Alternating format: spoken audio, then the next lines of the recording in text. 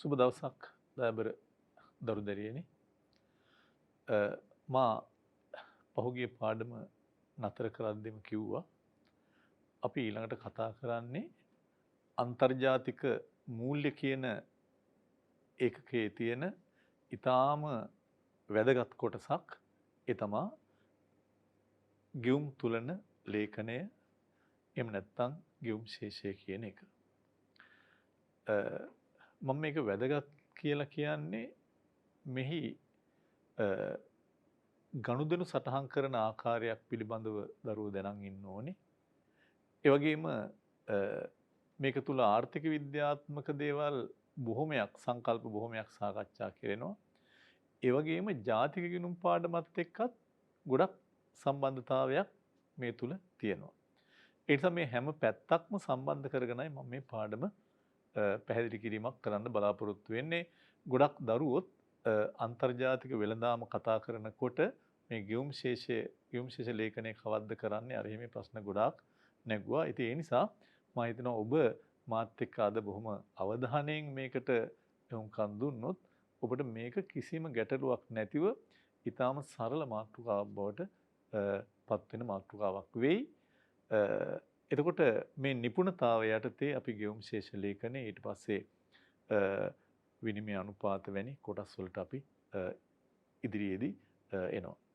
එතකොට ඉස්සල්ලාම මම මේ ගියුම් ශේෂ ලේඛනයේ නිර්වචනයක් කරන්න පෙර ආතුව මේ ගැන පොඩි හැඳින්වීමක් කරන්න හදන්න.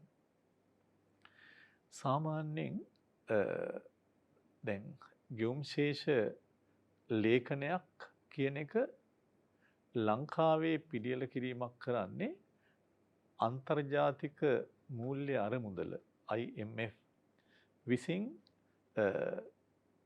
එයාගේ විවිධ ආකාරයේ දෙන උපදෙස් එයාගේ ක්‍රමවේදයන්ට අනුකූලව. එතකොට ඒ මඟ පෙන්වීම ඒ උපදෙස් එක එක අත්පොත්වල තමයි සඳහන් කරන්නේ. එතකොට BPM එහෙම නැත්නම් Balance of Payment Manual කියන කීපයක් අපිට අන්තර්ජාතික මූල්‍ය අරමුදල නිකුත් කරලා තියෙනවා.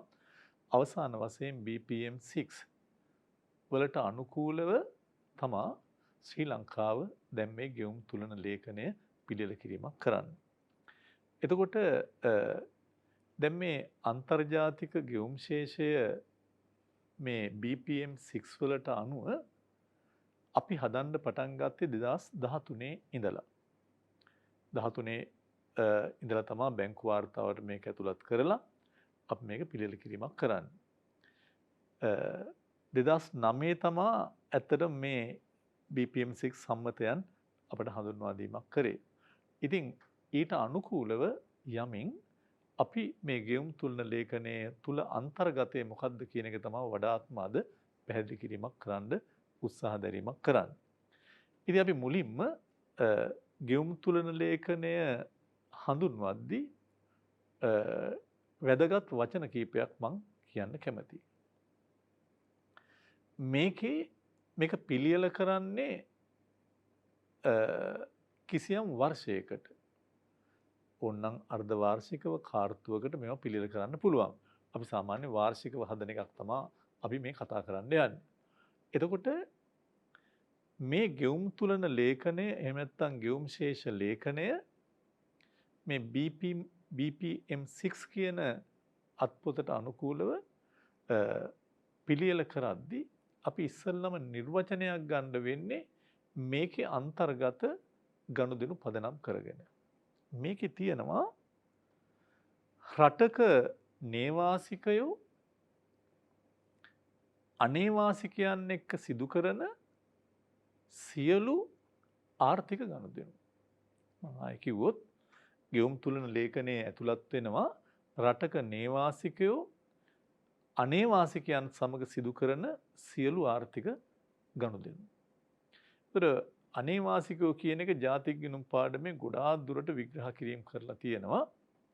දැන් ලංකාවේ අපි හිතමු ස්ථීර පදිංචිය වෙන ලංකාවේ පුරවැසියෙක් ගත්තත් එයා සාමාන්‍යයෙන් අවුරුද්දකට වැඩි කාලයක් පිටරටක හිටියොත් එයාත් අනේවාසිකයෙක්. ඒ හැරෙන්නේ තව අනේවාසිකයෝ ගණනාවක් ඉන්නවා. එතකොට මෙන්න මේ නේවාසිකයෝ අනේවාසිකයෝ අතර සිදුවන ආර්ථික ගනුදෙනු තමයි මේකේ සටහන් වෙන්නේ. මොනවද? භාණ්ඩ වශයෙන් අපනයනය කරන ආනයනය කරන දේවල්. සේවා ලැබීම් හා ගෙවීම්. මම මේවා පස්සේ විග්‍රහ කරන්නම්.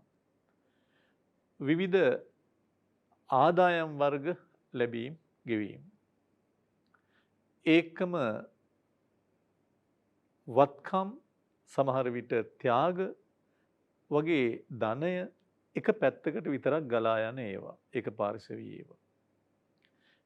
ඒ වගේම සමහර අවස්ථාවලදී ඔය නිෂ්පාදනය කරන්නේ නැතුව නිෂ්පාදනය නොකළ එහෙත් ඒවා මූල්‍යමය පැත්තටත් ඇතුළත් වෙන්නේ නැති සමහර දේවල් මම මෙහෙම කිව්වට මම හිතනවා ඔබට මුලින්ම මේවා පැහැදිලි වෙන්නේ නැහැ. නමුත් මේ වගේ සියලු දේ මේකේ අන්තර්ගත වීමක් වෙනවා. ඒතර මම ඔබට කිව්වා භාණ්ඩ අපනයනානයන සේවා ලැබීම් ගෙවීම් ආදායම් ලැබීම් ගෙවීම් එක පැත්තකට විතරක් යන ත්‍යාග හෝ පැවරුම් වගේ දේවල් ඒත් එක්කම මූල්‍ය වත්කම් වල විකිණීම් වගේ දේවල් හිමි කර ගැනීම මෙන්න මේ හැම එකක් මේකේ අන්තර්ගත වෙනවා. ඒතර මේ සියලු දේවල් නේවාසිකයෝ හා අනේවාසිකයෝ අතර සිදුවෙච්ච මේ සියලු දේ යම් නිශ්චිත කාල පරිච්ඡේදයකට අදාළව සටහන් කරන නිකන් නෙමෙයි ක්‍රමානුකූලව සටහන් කරන ක්‍රමානුකූලව විතරක් නෙමෙයි සාරාංශගතව සටහන් කරන ලේඛනයකට අපි කියනවා ගෙයුම් තුලන ලේඛනයක් කියලා.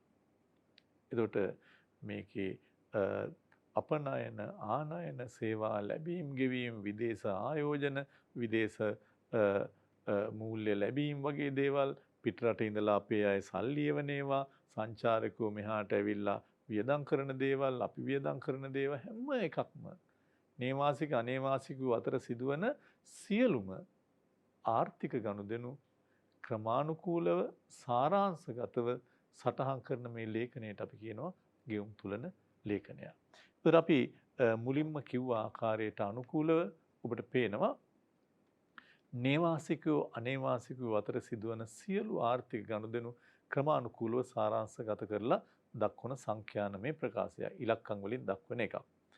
සාමාන්‍යයෙන් වර්ෂයක් සඳහා සකස් කරනු ලබන මේ ලේඛනය අර්ධ වාර්ෂිකව කාර්තු වශයෙන් පිළියෙල කරන්නත් පුළුවන්. ඉතින් අපි කියපු විදිහට අර මේක පිළියෙල කරද්දී අන්තර්ජාතික පිළිගැනීම් සම්මතයන් අනුවයි අපි හදන්නේ. ඒකට ඇත්තට මඟ පෙන්වන්නේ ජාත්‍යන්තර මූල්‍ය අරමුදල IMF 2009 එයා ප්‍රකාශයට පත් කරපු BPM Balance of Payment Manual 6 කියන එකට අනුව 2013 ඉඳලා ලංකාවේ මේකට අනුකූලව මේ ගෙවුම් තුලනේ පිළියෙල කිරීමක් කරනවා. ඉතින් මම අර කියපු විදිහට මේකේ ප්‍රධාන ගනුදෙනු තමා විශේෂයෙන්ම පහකට බෙදලා අපි මේ පෙන්눔 කිරීමක් කරන්නේ. භාණ්ඩ සේවා අපනයන ආනයන ඒවා ආදායම් ලැබීම් ගෙවීම් වත්කම් ධනය ත්‍යාග වැනි දෑ පිළිබඳ ඒක පාර්ශවීය ඒවා මූල්‍ය වත්කම් හිමි කර ගැනීම විකිණීම් ඊට අමතරව නිෂ්පාදනය නොකර දැන් මේ අන්තිම එක කිව්වට සමහරට තේරෙන්නේ නැහැ තාම මේවා විස්තරව අපි පැහැදිලි කරන්නම් නිෂ්පාදනය නොකළ මූල්‍ය නොවන වත්කම් හිමි කර ගැනීම විකිණීම් ආශ්‍රිත ගනුදෙනු වැනි දේ. හොඳයි. ඔය අපි දල වශයෙන් ගෙවුම් තුලන ලේඛනය හැඳින්වීමක් තමා සිදු කිරීමක් කරේ.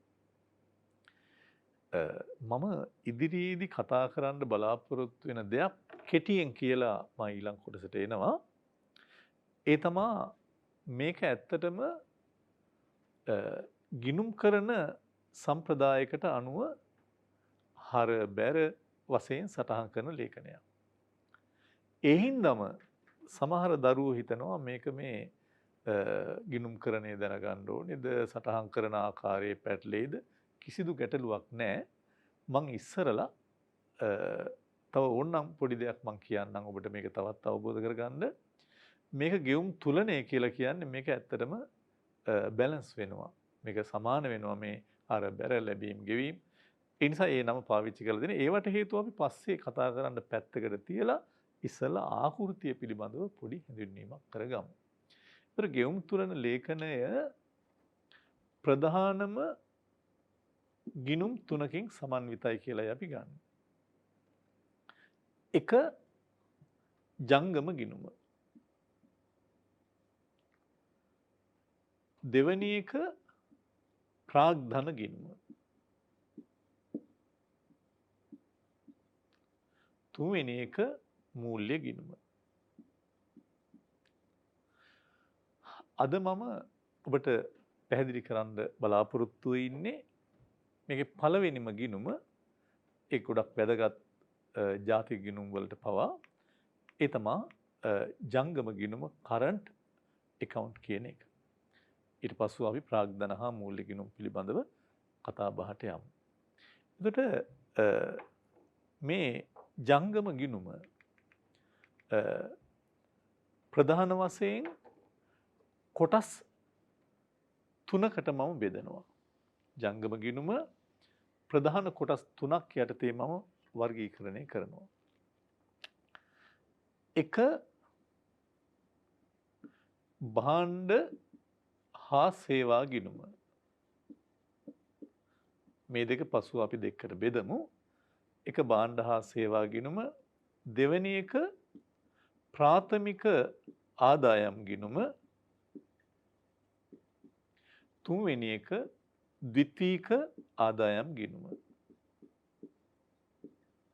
ඒතර ජංගම ගිණුම කොටස් තුනයි: භාණ්ඩ සේවා, ප්‍රාථමික ආදායම්, ද්විතීක ආදායම්. මේකෙත් ඔබට පෙනේ මේ සටහන බැලුවොත් ජංගම ප්‍රාග්ධන මූල්‍ය කියලා තියෙනවා. ඒකේ ජංගම ගිණුම භාණ්ඩ සේවා, ප්‍රාථමික ආදායම්, ද්විතීක ආදායම් විදිහට බෙදෙනවා. ඊට පස්සේ ජංගම ගිණුම තුල මොනවද තියෙන්නේ කියන එක අනුව තමයි ජංගම ගිණුම අපි හැඳින්වීමක් කරන්නේ.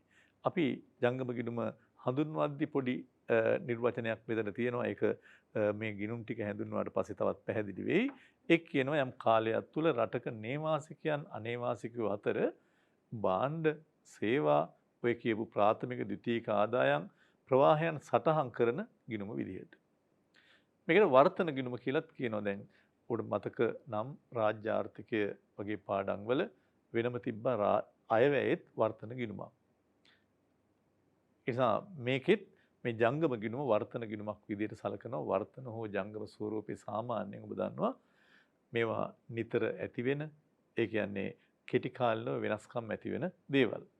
එතකොට මේකේ පළවෙනිම ගිණුම විදිහට අපි ගන්නේ භාණ්ඩ සේවා ගිණුම. ඒතර අපි කොටස් තුනක් කියවනේ: භාණ්ඩ සේවා ගිණුම්, ප්‍රාථමික ආදායම්, ද්විතීක ආදායම් විදිහට. මුලින්ම අපි ගන්නවා භාණ්ඩ හා සේවා ගිණුම. මම හිතනවා ඊටාම වැදගත් ගිණුමක් මේ තියෙන්නේ භාණ්ඩ හා සේවා ගිණුම කියන එක. මේකේ කොටස් දෙකක් පේනවා අපිට. එකක් භාණ්ඩ කියන කොටස, අනිත් එක සේවා. මේකේ සියලුම භාණ්ඩ අපනයන, භාණ්ඩ ආනයන ඇතුළත් වෙනවා. සේවා කියනකොට ජාතික ගිණුම් වලත් අපි කියනවා කොටස් දෙකක්: සාධක, සාධක නොවන සේවා. මෙතන අපි ඇතුළත් කරනවා සාධක නොවන සේවා. උදාහරණයක්, විදේශ ආයෝජනයක් ලංකාවට ගලා එනකොට ඒක ප්‍රාග්ධන ගලා ඒමක් ආයෝජනයක්. ඒකට අපි සමහර විට වෙනම ඒ ආයෝජනය වෙනුවෙන් ලාභාංශ එහෙම ගෙවනවා. ඒක සාධකයක් හෝ සාධක ආදායම් පැත්තට වැටෙනවා. එතකොට අපි ගත්තොත් සේවා විදිහට සංචාරක සේවයක් කිව්වොත් ඒක සාධක නොවන දැන් මෙතන අපි කිව්වා සේවා කියලා ගන්නේ සාධක නොවන සේවා. දැන් ශ්‍රමයේ සාධකයක්, ප්‍රාග්ධනයේ සාධකයක්. නමුත් මෙතෙන්ට අපි ගන්නේ සාධක නොවන ඒවා. නිෂ්පාදන සාධක වලට අදාළ ඒවා නෙමෙයි, සාධක නොවන ඒවා තමයි මේකේ තියෙන්නේ. ඒතර භාණ්ඩ හා සාධක නොවන සේවා අපනයන ආනයන ඇතුළත් වෙලා තියෙන ගිණුම මම මේ ගිණුම් දෙක එකට ගන්න හේතුවක් වුණා. මේ ගිණුම් දෙකම ලැබීම් ගෙවීම් මේ ගිණුම් දෙකේම ගත්තොත් ඒ ලැබීම් හා ගෙවීම් අතර වෙනස ඔබ දැනට දන්න සංකල්පයක් නිසා. ඔබට මතක ඇති ජාතික ගිණුම් වල එක තැනක එනවා දේශීය වියදම දේශීය නිෂ්පාදිතය මත වියදම් බවට පරිවර්තනය කරද්දී සුද්ධ අපනයන කියලා ශීර්ෂයක් ගලපනවා. අන්නේ සුද්ධ අපනයන කියලා ගන්නේ මෙන්න මේ භාණ්ඩ හා සේවා කියන කොටස් දෙකේම සුද්ධාගය. ඒ නිසා සුද්ධ අපනයන කියලා අපි යොදන්නේ මේ භාණ්ඩ සේවා කියන කොටස් දෙකේම තියෙන සුද්ධාගය. මම මේ දෙක ඊළඟට විග්‍රහ කරන්නම්. ඒ නිසා භාණ්ඩ සේවා අපනයන ආනයන සේවා කියන්නේ සාධක නොවන සේවා ලැබීම් ගෙවීම් සියලු දේ සුද්ධ වශයෙන් සටහන් කරන ගිණුමක් මේ නේවාසිකව අනේවාසිකව අතර සිදුවෙන. ඒ නිසා මේ පොදුවේ මේ දෙක අපි වෙන වෙනම ගත්තොත් නිෂ්පාදන ක්‍රියාකාරකම් වල ප්‍රතිඵලයක් ලෙස බිහිවන භාණ්ඩ හා සාධක නොවන සේවා සම්බන්ධයෙන් නේවාසිකව අනේවාසිකව අතර මොකද්ද මේ නිෂ්පාදන ක්‍රියාකාරකම් වල ප්‍රතිඵලයක් කියන්නේ? දැන් භාණ්ඩයක් බිහි වෙනකොට ඒක නිෂ්පාදන ක්‍රියාකාරකමක ප්‍රතිඵලය. අපි තේ හදලා තේ අපනයනය කරනවා. ඇඟලුම් හදලා අපනයනය කරනවා. නිෂ්පාදන ක්‍රියාවලියක ප්‍රතිඵලයක් ඒක. එතකොට අපි සංචාරකයන්ට මෙහෙන් සේවා සපයීමක් කරනවා. ඒතර ඒ නේවාසිකව අනේවාසිකව අතර සිදුවෙන අපි පිටරටකට ගියාම අපි එහාට ගෙවනවා. ඒතර මේවා අතර සිදුවන මේ ගනුදෙනු තමයි මේක සටහන් වෙන්නේ. මේක සුද්ධ අපනයන කියලා අපි සලකනවා ජාතික ගිණුම් භාවිතයේදී. ඒතර මේකේ උප කොටස් දෙකයි මම දැන් ඔබට වෙන වෙනම පැහැදිලි කරන්නේ භාණ්ඩ ගිණුම හා සේවා ගිණුම කියන කොටස් දෙක. ඒ නිසා මේ ජංගම ගිණුමේ තියෙන භාණ්ඩ සේවා ගිණුම් දෙක මම වෙන වෙනම සැලකිල්ලට ගන්න යන්නේ. මේකේ භාණ්ඩ ගිණුම කියන එක මම එක වෙනම ගත්තොත් භාණ්ඩ ගිණුම කියන එක ගත්තොත් මේකේ හැම වෙලාවකදීම ඇතුළත් වෙන්නේ භාණ්ඩ වශයෙන් අපනයනය කරන ඒවා භාණ්ඩ වශයෙන් ආනයනය කරන ඒවා එක්ස්පෝර්ට් ඉම්පෝර්ට්. අපි ඔබට මතකද අවසාන වශයෙන් කතා කරා අපනයන ව්‍යුහය ලංකාවේ කෘෂි අපනයන තියෙනවා. ලංකාවේ කාර්මික අපනයන තියෙනවා. කුචි තේ පොල් රබර් කාර්මික අපනයන තුල අපි දැක්ක රෙදි පිළි ඇඟලුම් රබර් නිෂ්පාදිත ඒවා සහ ඛනිජමය අපනයන මල් වර්ග මාළු වර්ග වගේ දේවල් මේ හැම එකක් ආනයන සංයුතිය තුල ඔබට මතකද පරිභෝජන භාණ්ඩ ආනයන තියෙනවා. තාම ලංකාව සහල් පිටි සීනි ගේනේවා ඖෂධ වර්ග ගේනේවා අන්තර් භාණ්ඩ ආනයන තියෙනවා. පොහොර රසායනික ද්‍රව්‍ය රෙදි හදන්න අමුද්‍රව්‍ය රෙදි ඛනිජ තෙල් ඉන්ධන ඊට අමතරව ආයෝජන භාණ්ඩ ප්‍රවාහන උපකරණ මේ හැම එකක්. ඒ නිසා මේ අපනයන ආනයන තමයි භාණ්ඩ ගිණුමේ තියෙන්නේ. මේකේ තියෙන සුවිශේෂ කතාවක් කියන්න වෙනවා මට මේ එක්කම. ඒක ඔබ දැනගත යුතු විශේෂ දෙයක්. හේතුව සමහර විට විභාගය ඇවිල්ලා තියෙන ගණන් වල පවා මම මේ කියන්නේ යන කරුණ එනවා. ඒ තමයි මේ අපනයනානයන දෙකම තුල මූල්‍ය නොවන රන් මූල්‍ය නොවන රත්තරන්ද ඇතුළත් වීමක් වෙනවා. විශේෂයෙන් මූල්‍ය නොවන රත්තරන් කියන ගොඩේ ඔබ දන්නවා වටිනාකමේ සන්නිධියක් විදියට. මොකද්ද වටිනාකමේ සන්නිධියක් උඩ මුදලේ කාර්යයක් මතකයි. වටිනාකමේ සන්නිධියක් කියන්නේ ධනය රැස් කරලා තියාගන්න. සමහරු රත්තරන් කුට්ටි රත්තරන් රන් බිස්කට් වගේ දේවල් ගෙනල්ලා තියන් ඉන්නවා. ඒක පස්සේ විකුණලා ආදායම් ගන්න හරි මොනවා හරි. ඒක වටිනාකමේ සන්නිධියක් ධනය රැස් කිරීමක් විදියට රත්තරන් ගේනවා. සහ ඊට අමතරව රන් භාණ්ඩ හදන්න කාර්මික භාණ්ඩ සකස් කිරීමට රත්තරන් වලින් හදන භාණ්ඩ රත්තරන් භාණ්ඩ හදලා ඔය ස්වර්ණාභරණ අලෙවි කරන තැන් වල විකුණන්නේ. ඒ අය ගේනවා මේ සකස් කිරීමට. ඒකයි මම කාර්මික භාණ්ඩයක් කියලා කිව්වේ. එින්ද වටිනාකමේ සන්නිධියක් විදියටයි කාර්මික භාණ්ඩයක් විදියටයි ගේන රත්තරන්. එහෙම දේවල් යවනවා නම් ඒවා ඒ සියලු දේවලුත් මේ ආනයන අපනයන දෙක ඇතුලේ අන්තර්ගතයි කියන එක ඔබ මතක තබා ගත යුතුයි විශේෂයෙන්ම. ඔය ගමම්ම තව ටිකක් ඈතට ගියාම මේ ගෙවුම් ශේෂ ලේඛනයේම තව තැනක එනවා මූල්‍ය රන් කියලා කෑල්ලක්. මේ මූල්‍ය නොවන රන්නේ මේක වෙන කතාවක්. මූල්‍ය රන් කියන්නේ ශ්‍රී ලංකා මහ බැංකුව සතුව තියෙනවා විදේශ වත්කම්. ඒ විදේශ වත්කම් තියාගන්න විදේශ වත්කම් වලට ඇතුළත් වෙලා තියෙන විදේශ වත්කම් විදිහට රටක් පෙන්눔 කරන තවත් කොටසක් තමයි මූල්‍ය රන්. මහ බැංකුව ළඟ තියෙන සංචිත මහ බැංකුව ළඟ තියෙන රත්තරන් සංචිතයත් මහ බැංකුව හැම වෙලාවකම විදේශ වත්කම් විදිහට පාවිච්චි කරන එක. ඒක නෙමෙයි මෙතන තියෙන්නේ. හොඳයි මං ඔබෙන් ප්‍රශ්නයක් දෙයක් අහනවා අහලා හැබැයි මං උත්තරේ දෙන්නේ නැහැ දැන්. මං තව ටික වෙලාවකින් උත්තරේ දෙන්නේ. ඔබ මට ඒවට හරි උත්තර ඕනේ. මං අහනවා එතකොට දැන් මම මෙතන කිව්වේ අපේ සන්නිධියක් ධනෙ රැස් කරන්න රත්තරන් බඩු ගෙදර තියන් ඉන්න ධනෙ රැස් කරන රත්තරන් බිස්කට් වගේ දේවලුයි රත්තරන් බඩු හදලා විකුණන අය රත්තරන් කියන ඒවායි තමයි මේ තියෙන්නේ.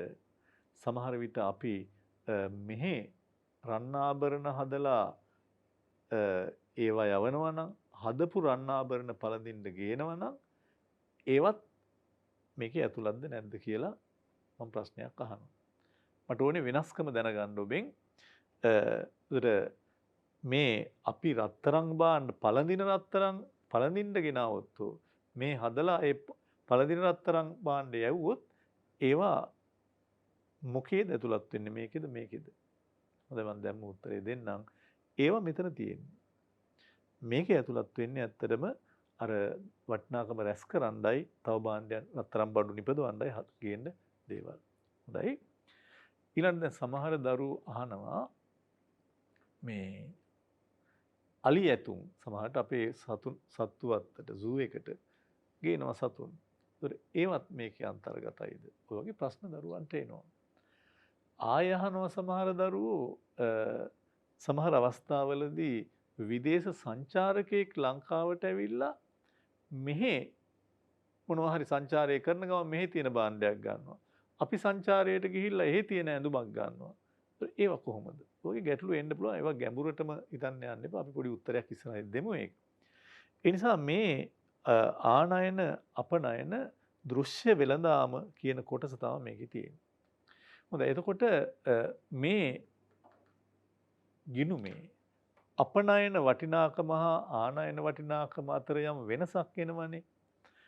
අපනයන වටිනාකම රුපියල් මිලියන 1000 නම් ආනයන වටිනාකම 1500 නම් මේ අතර වෙනසට අපි නමක් කියනවා. අපි මීට පහුගිය පාඩමෙත් ගැන කතා කරා.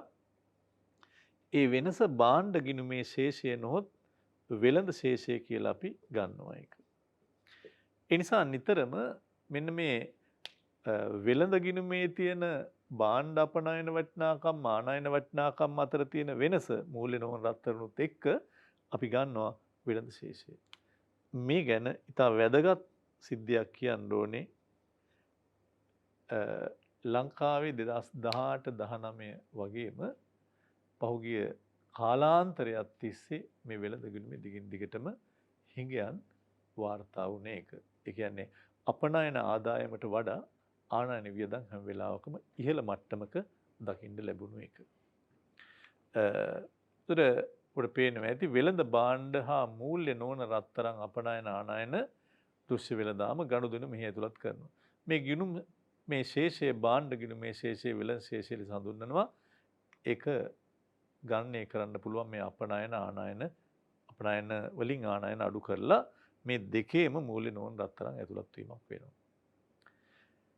ඔබ දැන් මම අහන ප්‍රශ්න කොලයක් අරන් ලියා ගන්න ඕනේ. ඊට පස්සේ මම උත්තර දෙනවා ඒවට. ඊළඟට මම එන්නේ ලංකාවේ මේකේ දිගින් දිගටම හිඟයක් තියෙන එකත් මම පෙන්නලා තියෙනවා. 2018 රුපියල් මිලියන 10343ක හිඟයක් තියෙනවා. 19 ඒ හිඟේ පොඩ්ඩක් අඩු වෙලා තියෙනවා. නමුත් අපි ගිය සතියේ මීට පෙර දවසක අපි කතා කරද්දී කිව්වා මුළු අපනයන විතරක් දලදේශීය නිෂ්පාදිතයෙන් 13යි ආනයන දලදේශීය නිෂ්පාදිතයෙන් 25ක්. ඒ නිසා මේ පරාසය හැමදාම තියෙනවා. මේ වෙළඳ ශේෂයේ හිඟේ අඩුවක් තියෙනවා 2018ට වඩා 19 මෙතන තියෙන තොරතුරු අනුව අපිට පේනවා ඒක. ඊළඟට මේ සටහනිනුත් පේන්නේ ඒක ඔබට අපනයනවල යම් ආකාරයක සුළු වශයෙන් වර්ධනයක් දැක්කා ආනයන සුළු වශයෙන් අඩුවීමක් දැක්කා. ඉතින් මේක තමයි මේ හිඟය අඩු වෙන්න බලපාලා තියෙන හේතුව විදිහටයි අය මහ බැංකුව දක්වන්නේ. හොඳයි. ඊළඟ මම එන්නේ සේවා ගිණුමට. සේවා ගිණුමේ මොනවද අන්තර්ගත කිරීම කරන්නේ? අපි දැන් භාණ්ඩ ගිණුම කතා කරා. ඊළඟ සේවා. සේවා ගිණුම තුල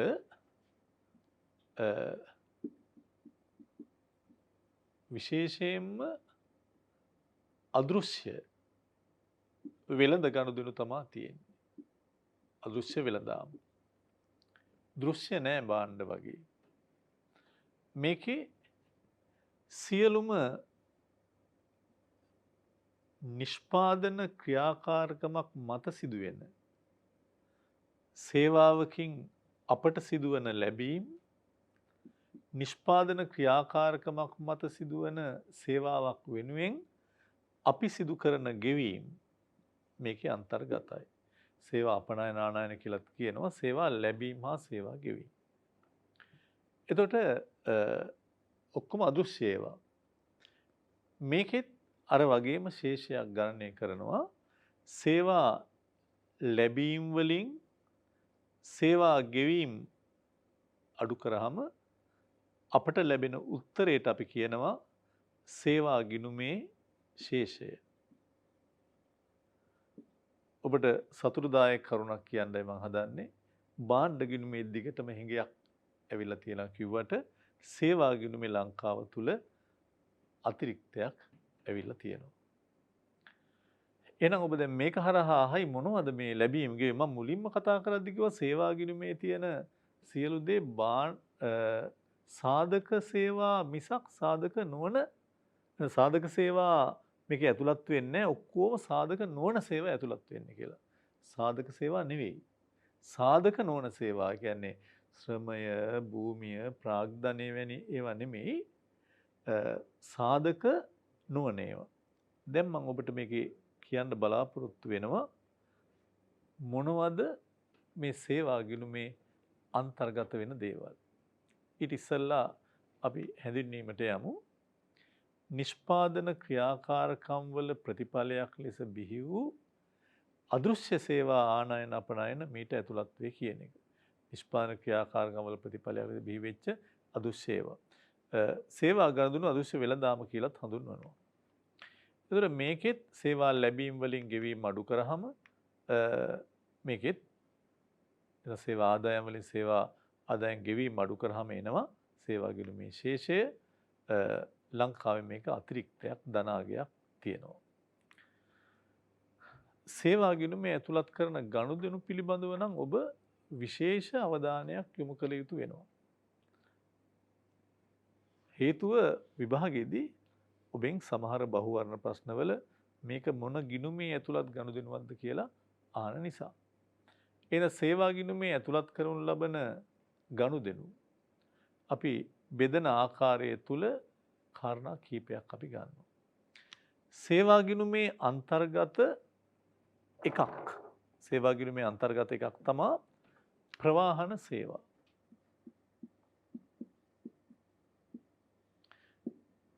මේකේ මගී ප්‍රවාහන ඊට අමතරව නාවික සේවා, ගුවන් සේවා මේ හැම එකක්ම ඇතුළත්. ඔබ දන්නවා ලංකා වරායට පිටරට නැවක් එනකොට ඒවට අපට ඒ සපේන සේවාව වෙනුවෙන් අපට ගෙවන්න වෙනවා. ඒ වගේම ශ්‍රී ලාංකික නැවක් පිටරට වරායකට ගියාම ගාස්තු තියෙනවා. ඒ සපේන සේවා. ඔබ දන්නවා ගුවන් යානා විදේශ රටවල ගුවන් සමාගම්වල ගුවන් යානා මෙහාට එනවා. ඒවට අපි සර්විස් දෙනවා. මේ ගුවන් යානා එහි යනවා අපි අපිට සේවා සපයනවා ඒවට ගෙවීම් කරන්න වෙනවා. ඊට අමතරව මගී ප්‍රවාහන ගාස්තු වගේ දේවලුත් මේකට අන්තර්ගත වෙනවා ලැබීම් ගෙවීම් දෙකම. අංක 2 සේවා ගිණුමේ මේ අන්තර්ගත දේවල් විශේෂයෙන් ඔබ මතක තියාගන්න වෙනවා. සංචාරක සේවා මේකේ ඇතුළත් වෙලා තියෙනවා. දැන් ඔබට මතකද පහුගිය පාඩමේදී අපි සාකච්ඡා කරා ලංකාවේ විදේශ විනිමය ඉපැයුම් වල වැඩිම විදේශ විනිමයක් උපයලා තියෙන්නේ විදේශ සේවා නියුක්ති ආදායම් කියලා. දෙවෙනියට අපි කිව්වා රෙදිපිලි අපනයනය කර ලැබෙන ආදායම්. තුන්වෙනියට තමයි ලංකාවේ සංචාරක වලින් වැඩිම ආදායම් ලැබලා තියෙන තුන්වෙනියට විදේශ විනිමය පැත්තෙන්. ඒ නිසා සංචාරක කර්මාන්තය අතින් ලංකාව ඇත්තටම බොහෝම ඉහළ මට්ටමින් ලෝකෙ පිළිගන්න ප්‍රධාන රටක්. ඉතින් මේ සේවා ගිණුමේ මම කිව්වා ලංකාවේ අතිරික්තයක් ඇවිත් කියලා. ඒ අතිරික්තයටත් ප්‍රබල දායකත්වයක් මේ සංචාරක සේවා කියන කොටස තුල තිබුණා. කෙනෙක් හිතන්න පුළුවන් දරුවෙක් මේ සංචාරක තුල තියෙන්නේ එක්ක පිටරට සංචාරකයෝ ලංකාවේ එන ඒව වෙනුවෙන් අපිට ලැබෙන ආදායම් හෝ ලංකාවේ කෙනෙක් පිටරට සංචාරය කිරීම සඳහා මේ ගෙවන ඒවා සංචාරයේ සඳහා ගමනක් ගියාම වෙන ඒවා විතරයි කියලා. නමුත් සංචාරය කියලා කියද්දී එවැනි විනෝදාත්මක සංචාරයේ සඳහා ලැබෙන ගෙවන හෝ දේවලුත් තියෙනවා. හැබැයි යම් දරුවෙක් අධ්‍යාපන කටයුත්තකට පිටරට යනවා නම් සමහර විට මොනවා හරි පිටරට අපි හිතමු ආරෝග්‍ය ශාලාවක් සේවාවක් ගන්න මෙහි ඉඳලා කෙනෙක් යනවා. ඒ අධ්‍යාපන සේවා, ඒ වගේම සෞඛ්‍ය සේවා වැනි දේ මේ වගේ සේවාවන් සංචාරක සේවා විවිධ දේවල් වලට සමහරු වන්දනා ගමන් බිමන් යනවා. අධ්‍යාපන කටයුතු වලට සෞඛ්‍ය සේවා වලට දැන් අපිට මතක ඇති අපි එක තැනක ජාතික ගිණුම් වල එහෙම කිව්වා සමහර විට ඇත්තටම ශිෂ්‍යයෙක් අවුරුද්දකට වඩා වැඩි කාලයක් පිටරට ගිහිල්ලා ඉගෙන ගැනීමේ කටයුතු වල යෙදුනත් මෙතෙන්ට මේක ගන්නවා ජංගම ස්වරූප එකක් කියලා. ඒතර සෞඛ්‍ය පහසුකම් වලට ඒ හැම එකක්ම මේකේ අන්තර්ගත වෙලා තියෙන බලන්න නිල කටයුතු රජයේ අය ව්‍යාපාර කටයුතු අධ්‍යාපනයේ වෛද්‍ය නිවාඩුගත කිරීම වන්දනා ගමන් ක්‍රීඩා මේ හැම එකටම යන්නේ නේවත් සංචාරක සේවාවල ඇතුළත් වෙනවා. ඒතර සේවාවල තියෙන තවත් කරුණු කීපයක් මම කියන්නේ ඉදිකිරීම සේවා. විදේශිකයෝ මෙහි ඉදිකිරීමකදී ඒ අයගේ මොනවා හරි දායකත්වයක් තියෙනවා නම් සර්විස් එකක් ලබා දීමක් කරනවා නම් ඒවා ලැබීම් ගෙවීම් තියෙනවා. රක්ෂණ හා විශ්‍රාම වැටුප හැබැයි විශේෂයෙන් මතක තියාගන්න මෙතන ඇතුළත් වෙන රක්ෂණය තමයි ජීවිත රක්ෂණය. සර්විස් එකක් විදිහට දැන් ඔබ දන්නවද ඔබ පිටරටක සංචාරයකට යනකොට සමහර යුරෝපීය රටවලට කියනවා මෙහි ඒ කියන්නේ ඒ රටේ යන්න ඉස්සෙල්ලා එහෙන් ඉන්ෂුරන්ස් එකක් ගන්න ඕනේ අපි. සමහර රටවල් වලට ඉන්ෂුරන්ස් එක අත්‍යවශ්‍යයි මේ යනකොට. ඒ හින්දා එවැනි සේවාත් මේකේ ඇතුළත්ගත වීමක් වෙනවා. මූල්‍ය සේවා. දැන් ඔයාලා දන්නවා අපි හිතමු HSBC බැංකුව මේක ලෝකේ රටවල් පුරා ශාඛා තියෙනවා. ඒතර මේ රටේ ඉන්න HSBC බැංකුවේ ගිණුම් හිමියෙක්ට පිටරටකින් සර්විස් එකක් ගන්න ඕනේ. පිටරට කෙනෙක් දැන් ඔබ මෙහි ගිහිල්ලා පිටරට ටෙලර් මැෂින් එකකට කාඩ් එකක් දානවා ඒක සර්විස් එකක්. ඒ මූල්‍ය සේවා වැනි දේ ඉතා වැදගත් වීමක් වෙනවා. ඊළඟ සේවා ගිණුමේම තියෙනවා විදුලි සංදේශ හා පරිගණක සේවා. සරල දෙයක්. දැන් ඔබ ළඟ තියෙනවා ලංකාවේ මොනවා හරි සේවා සපයන ආයතනයක සිම් එකක් ඔබේ ෆෝන් එකේ. එතකොට දැන් ඔබ මේ ෆෝන් එක අරගෙන දැන් හිතමු ඔබ මේ ෆෝන් එකේ තියෙන්නේ ඔබේ පැකේජ් එක ඩයලොග් වෙන්න පුළුවන්, මොබිටෙට් වෙන්න පුළුවන්, එටිසලාට් වෙන්න පුළුවන් මොකක් හරි. ඔබ මේ ෆෝන් එක අරගෙන රෝමින් ෆැසිලිටි එක යටතේ පිටරටකට යනවා. සිංගප්පූ ගියා. යනකොට ඔබේ ෆෝන් එකට සම්බන්ධ වෙන්නේ එහි තියෙන විදුලි සංදේශ සමාගමක්. ඔබ මෙහි සමාගමෙන් ෆෝන් මේ පහසුකම අරන් ගියත් සේවාව ඔබ ඒ රටට යනකොට වෙන සමාගමක් ඔබට ඔබේ ෆෝන් එකට සේවාව සපයනවා. හැබැයි ඔබ බිලාය කරන්නේ මෙහෙන්. විදේශ සංචාරකයෙක් එයාගේ ෆෝන් එක අරන් ලංකාවට ආවොත් ලංකාවේ මොබිටෙල් ඩයලොග් මොනවා හරි සමාවක් තමයි යාට සේවා සපයන්නේ. ඉතින් මේ සමාගම් අතර මුදල් හුවමාරු වෙනවා. සේවා ලැබීම ගෙවීම. ඒවා මේකේ අන්තර්ගත වීමක් වෙනවා. ඊට අමතරව දැන් මෘදුකාංග සංවර්ධනයේ රටවල් අතර ඇති වෙන ගෙවීම් මොනවා හරි වෙනත් ව්‍යාපාරිකයෝ සමහර විට සමුළු තිබීම මේ වගේ දේවල් වලට සේවා සපයන ඒවා සහ ඔබ දන්නවා මෙහි තියෙනවා පිටරට තානාපති කාර්යාලය ඇමරිකාව ඊට අමතරව ජපානය වගේ. ඒ වගේම ලංකාවේ තානාපති කාර්යාලය පිටරට තියෙනවා. ඒ දෙගොල්ලම සේවා සපයන්න වෙනවා. පිටරට තානාපති කාර්යාලවලට මෙහෙන් සේවා සපයන්න වෙනවා. අපේ වට එහෙන් සේවා සපයන්න වෙනවා. එවැනි දේවල් මේකේ අන්තර්ගත වීමක් වෙනවා. ඉතින් එතකොට ඔබට පේනවා ඇති මම සේවා ගිණුමේ අන්තර්ගත වෙලා තියෙන ප්‍රධානම දේවල් ප්‍රවාහන සංචාරක ඊට අමතරව ඉදිකිරීම් සේවා වගේ දේවල් ඊට අමතරව මූල්‍ය සේවා ඊට අමතරව විදුලි සංදේශ සේවා ව්‍යාපාරික සේවා අන්තනක සඳහන් වන රජයේ වියදම් මේ ඔක්කොම සේවා ගිණුමේ තියෙනවා. මේ ලැබීම් ගෙවීම් අතර වෙනස තමයි සේවා ගිණුමේ ශේෂය. දැන් ඔබට පේනවා ඇති සේවා ගිණුම තුල 18 සංඛ්‍යාව ගැන යම් අවබෝධයක් තිබ්බනම් ඇති 19 මන් දුන්නේ අලුත්ම බැංකු වාර්තාවේ තොරතුරු විදිහට 18 ධන ඒ කියන්නේ අතිරික්තයක් තියෙනවා සේවා ගිණුමේ ලැබීම් වැඩි වෙලා තියෙනවා. ඒ ශේෂය 3766ක්. එතකොට 2019 එක 2849ක් දක්වා අඩුවීමක් වෙලා තියෙනවා. ඊළඟට අපි ගන්නේ ප්‍රාථමික ආදායම් ගිණුම සහ ද්විතීක ආදායම් ගිණුම කියන කොටස් දෙක. අපි දැන් භාණ්ඩ ගිණුම හා සේවා ගිණුම වෙනුවෙන් පැහැදිලි කරලා ඉවරයි. සේවා ගිණුම ගැන කතා කරද්දී දැන් මම මේකේ ඇතුළත් ගනුදෙනු ටික කිව්වා. ඔය කරුණු වගේම තව සුවිශේෂ කරුණක් ඔබට මතක් කළ යුතුයි. ඒ තමයි සේවා ගිණුමේ දැන් මේ BPM 6 අනුව ඇතුළත් කළ යුතු ගනුදෙනුවක් තියෙනවා. ඒක ඉස්සර ප්‍රාථමික ආදායම් ගිණුමේ දැම්ම එකක්. නමුත් දැන් ඒක සේවා ගිණුමට අන්තර්ගත කරලා තියෙනවා. මොකද්ද මේ ගනුදෙනුව?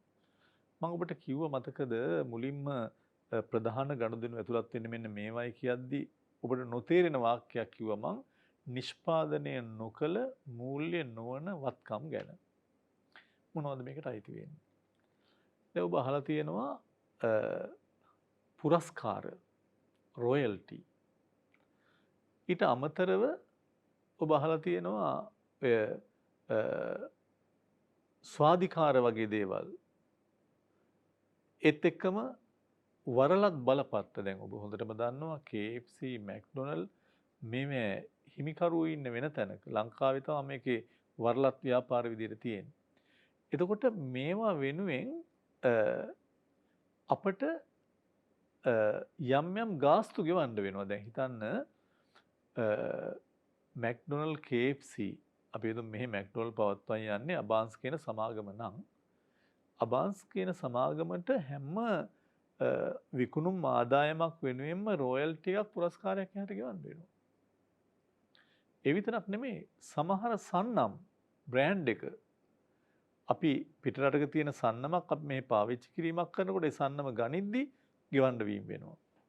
ඒවට මං කියන්නේ මේ මූලික ගාස්තුවක් ගනිද්දි ගෙවන එක නෙමෙයි නිතර ජංගම ස්වභාවය වනේ අපි කියන්නේ. ඒවට වරින් වර කරන ගෙවීම. දැන් විකුණුම් අද වටිනාකම මෙච්චර නම් ඒකට යම් ගාස්තුවක් ගෙවන්න ඕනේ. ඒ වගේම මොනවා හරි අපි හිතමු පිටරට තමයි කතෘවරයා ඉන්නේ. ඒ කතෘවරයාට අයිතිය තියෙනවා. නමුත් අපි මෙහි පොත මුද්‍රණය කරනවා. මුද්‍රණය කරද්දී විකිණෙන පොත් ගානට අපි ගෙවන්න ඕනේ යාට. මෙන්න මේ වගේ නිෂ්පාදනය නොකළ නිෂ්පාදනය කරපියා නෙමෙයි. මූල්‍ය නොවන වත්කම් බදු දීමෙන් උපයා ගන්න ආදායම් මේ සේවා ගිණුමේ තමයි දැන් ඇතුළත් කිරීමක් කරන්න විශේෂයෙන්.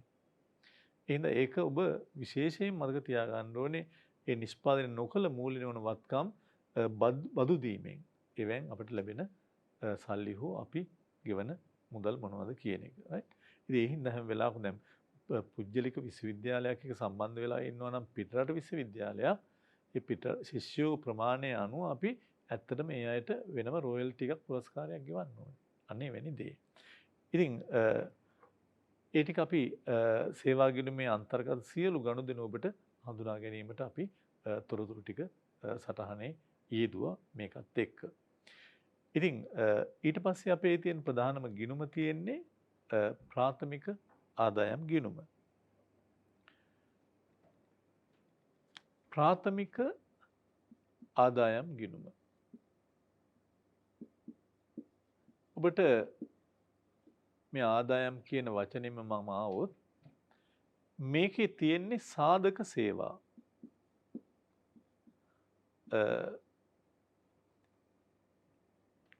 සේවා ගිණුමේ තිබ්බේ සාධක නොවන සේවා.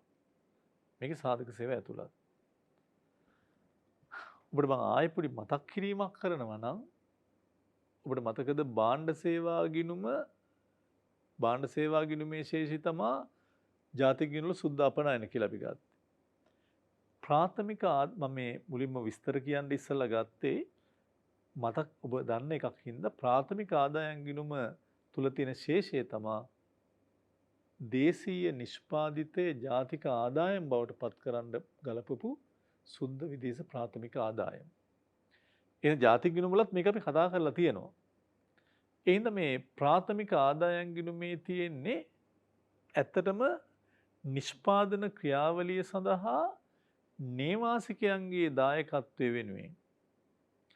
ඒ කියන්නේ මොනවා හරි නිෂ්පාදන ක්‍රියාවලියට මේ නේවාසිකයෝ දායකත්වය වෙනුවෙන් අපට සිදුවෙන ලැබීම් මූල්‍ය වත්කම් ස්වභාවික වත්කම් අනේවාසිකයන්ට සැපීම වෙනුවෙන් වන ලැබීම් මේක යටතට ගන්නවා. කොයි පැත්තට හරි දැන් අපි සමහර අවස්ථාවලදී අපේ ශ්‍රමය පිටරට සපයලා තියෙනවා නම් මම ශ්‍රමය ගැන පස්සේ තවත් විස්තර කරන්න. අපි පිටරටක ආයෝජනයක් කරලා තියෙනවා නම් මුදල් මේ පැත්තෙන් වෙන්න පුළුවන්. විදේශිකයෝ මෙහි ආයෝජනයක් කරලා තියෙනවා වෙන්න පුළුවන්. මෙහි සමාගමක කොටස් අරන් තියෙනවා වෙන්න පුළුවන් විදේශිකයෝ. මෙන්න මේ කියපු සියලු නිෂ්පාදන ක්‍රියාවලිය සඳහා නේවාසිකයන්ගේ දායකත්වය වෙනුවෙන් වන ලැබීම් සහ මූල්‍ය වත්කම් ස්වභාවික වත්කම් අනේවාසිකයන්ට සැපීම වෙනුවෙන් වන ලැබීම් ප්‍රාථමික ආදාය යටතේ අපි ඇතුළත් කිරීමක් කරනවා. මේ මොනවද කියන එක මම දැන් පැහැදිලි කිරීමක් කරනවා. එක සේවක ගෙවීම් සේවක වන්දි වගේ දේවල්. සේවක ගෙවීම හෝ සේවක වන්දි කියන වචනේ පාවිච්චි කරනවා. මේ ශ්‍රමය හැබැයි පටල ගන්න එපා. මේක තුල යම් වැටුප් ගෙවීම් තියෙනවා. නමුත් මෙතන මේ කියන්නේ අපේ අය මැද පෙරදිග හරි ඉතාලිය හරි කොහේ රටක ගිහිල්ලා රස්සා කරලා ලැබෙන ආදායම් නෙමෙයි. ඒක ඔබ විශේෂයෙන් අවධානය යොමු කළ යුතු කරුණක් තමයි මෙතන සේවක ගෙවීම් කියලා මේ වැටුප් යටතට අපි ගන්නේ ශ්‍රී ලාංකිකයෝ පිටරට ගිහිල්ලා රස්සා කරලා ලැබෙන ආදායම් නෙමෙයි. ඒවා ඊළඟට එනවා ද්විතීයික ආදායම් ගිණුමට. මේ ප්‍රාථමික ආදායම් ගිණුම. සමහර විට අපේ අය මෙහි ඉඳලා ශ්‍රමයේ සපයලා ඔබ දන්නවා පිටරට සමහන් ගොඩාක් ලංකාවේ ඉඳගෙන වැඩ කරන්න කියන අයට මිනිස්සුන්ට. ඒවට වැටුප් හම්බ වෙනවා. එවැනි වැටුප් ගෙවීම් වගේ දේවල් මේ සේවක ගෙවීම් තුල අන්තර්ගත වෙනවා. සමහර විට මෙහි ඉඳලා පිටරට අයට උපදේශක සේවා සපයනවා. පිටරට අය මෙහි නිෂ්පාදන ක්‍රියාවලියකට උපදෙස් සැපීම් කරනවා. ඒ සේවක ගෙවීම් තුල හැම වෙලාවකදීම ඇතුළත් වීමක් වෙන්න පුළුවන් උපදේශක සේවා සඳහා ගෙවීම් ලැබීම් වගේ ඒවා. ඊළඟට දැන් ඔබ දන්නවනේ මෙහි තානාපති කාර්යාලයක මෙහි වැඩ කරන අය ඉන්නවා. ඇමරිකන් තානාපති කාර්යාලය ඇමරිකාවේ අයත් මෙහි ඉන්නවා මෙහි අයත් ඉන්නවා.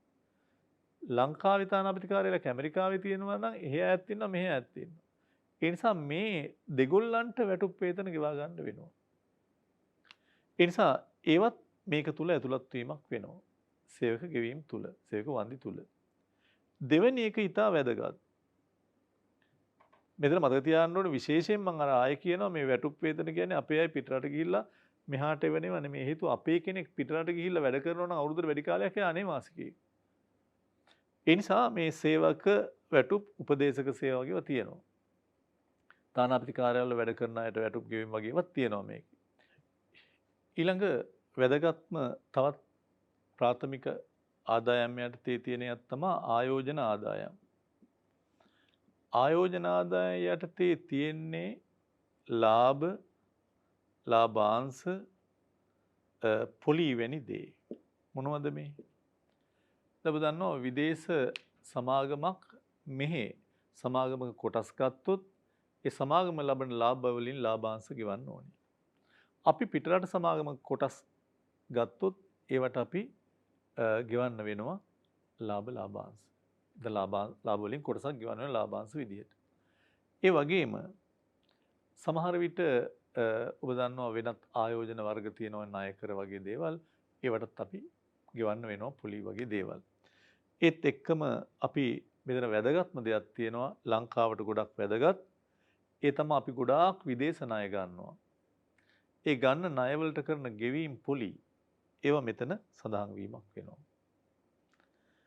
ඊළඟට තුන්වෙනි කාරණේ අනෙකුත් ප්‍රාථමික ආදායම් මේකේ තියෙන වැදගත් එකක් තමයි බදු කුලී. එතකොට බදු කුලී කියන්නේ විශේෂයෙන්ම ස්වභාවික සම්පත්. ඔබ දන්නවා භූමියටනේ බදු කුලී ගෙවන්නේ. මෙහි තියෙන ස්වභාවික සම්පත් විදේශිකයෝ ගැනීම වෙනුවෙන් අපි පිටරටක ස්වභාවික සම්පත් ගන්නවා නම් ඒවා වෙනුවෙන් කරන බදු කුලී. ඊට අමතරව බදු සහන ආධාර වැනි දේවල් මේකේ ලැබෙන ගෙවන ඒවා තියෙනවා. එතකොට මෙන්න මේ සේවක ගෙවීම් මේ ඔක්කොම සාධක සේවා. ආයෝජන ආදායම් අනිකුත් ප්‍රාථමික ආදායම් වල ලැබීම් ගෙවීම් අතර වෙනස ප්‍රාථමික ආදායම් ගිණුමේ ශේෂය මම ඉස්සෙල්ලා කිව්වා වගේ ඒ ප්‍රාථමික ආදායම් ගිණුමේ ශේෂය තමයි ජාතික ගිණුම් වල සුද්ධ විදේශ ප්‍රාථමික ආදායම යටතට අපි ඇතුළත් කිරීමක් කරන්නේ. එතකොට ඔබට පේනවා ඇති ප්‍රාථමික ආදායම් ගිණුමේ ශේෂේ ලැබීම් හා ගෙවීම් අතර වෙනස විදියට ගන්නෙ ඒක හිඟයක් හෝ අතිරික්තයක් වෙනවා. ලංකාවේ මේක ලොකු හිඟයක්. මම අර ඔබට කිව්වා වගේ ලොකු පොලි ප්‍රමාණයක් අපි දැනටත් පිටරටවලට ගෙවනවා අපි ගන්න ණය වෙනුවෙන්. ප්‍රාථමික ආදායම් ගිණුමේ ඇතුළත් කරුණු ටික ආයෙ මම මතක් කරනවා ඔබට කියපු දේවල්. සේවක වන්දි තියෙනවා, සේවක වැටුප්, උපදේශක සේවා, තානාපති කාර්යාල සහ ජාත්‍යන්තර සංවිධානවල සේවය කරන අයට කරන ගෙවීම වැටුප්. ඊට පස්සේ ආයෝජන ආදායම් තුල පොලි ලාභාංශ වගේ දේවල් තියෙනවා. අනිකුත් ප්‍රාථමික ආදායම් තුල ඔය බදු කුලී බදු සහනාධාර ඇතුළත් වෙලා තියෙනවා. එතකොට දැන් මේක ඔය වෙනත් ආයෝජන සංචිතවත්කම් කියන ඒවා අපි ලොකුවට අවශ්‍ය නැහැ මේ BP M6 වල තියෙන කරුණුවක් මේ දාලා තියෙන්නේ. ප්‍රධාන අවශ්‍ය දේ මම ඔබට පැහැදිලි කිරීමක් කරා. ලංකාවේ මම කිව්වා මේකේ හිඟයක් තමයි තියෙන්නේ.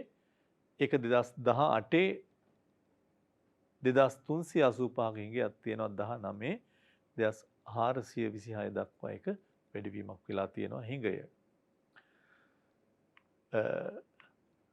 ඊළඟ ගිණුමට මම එනවා ද්විතීක ආදායම් ගිණුම. එතකොට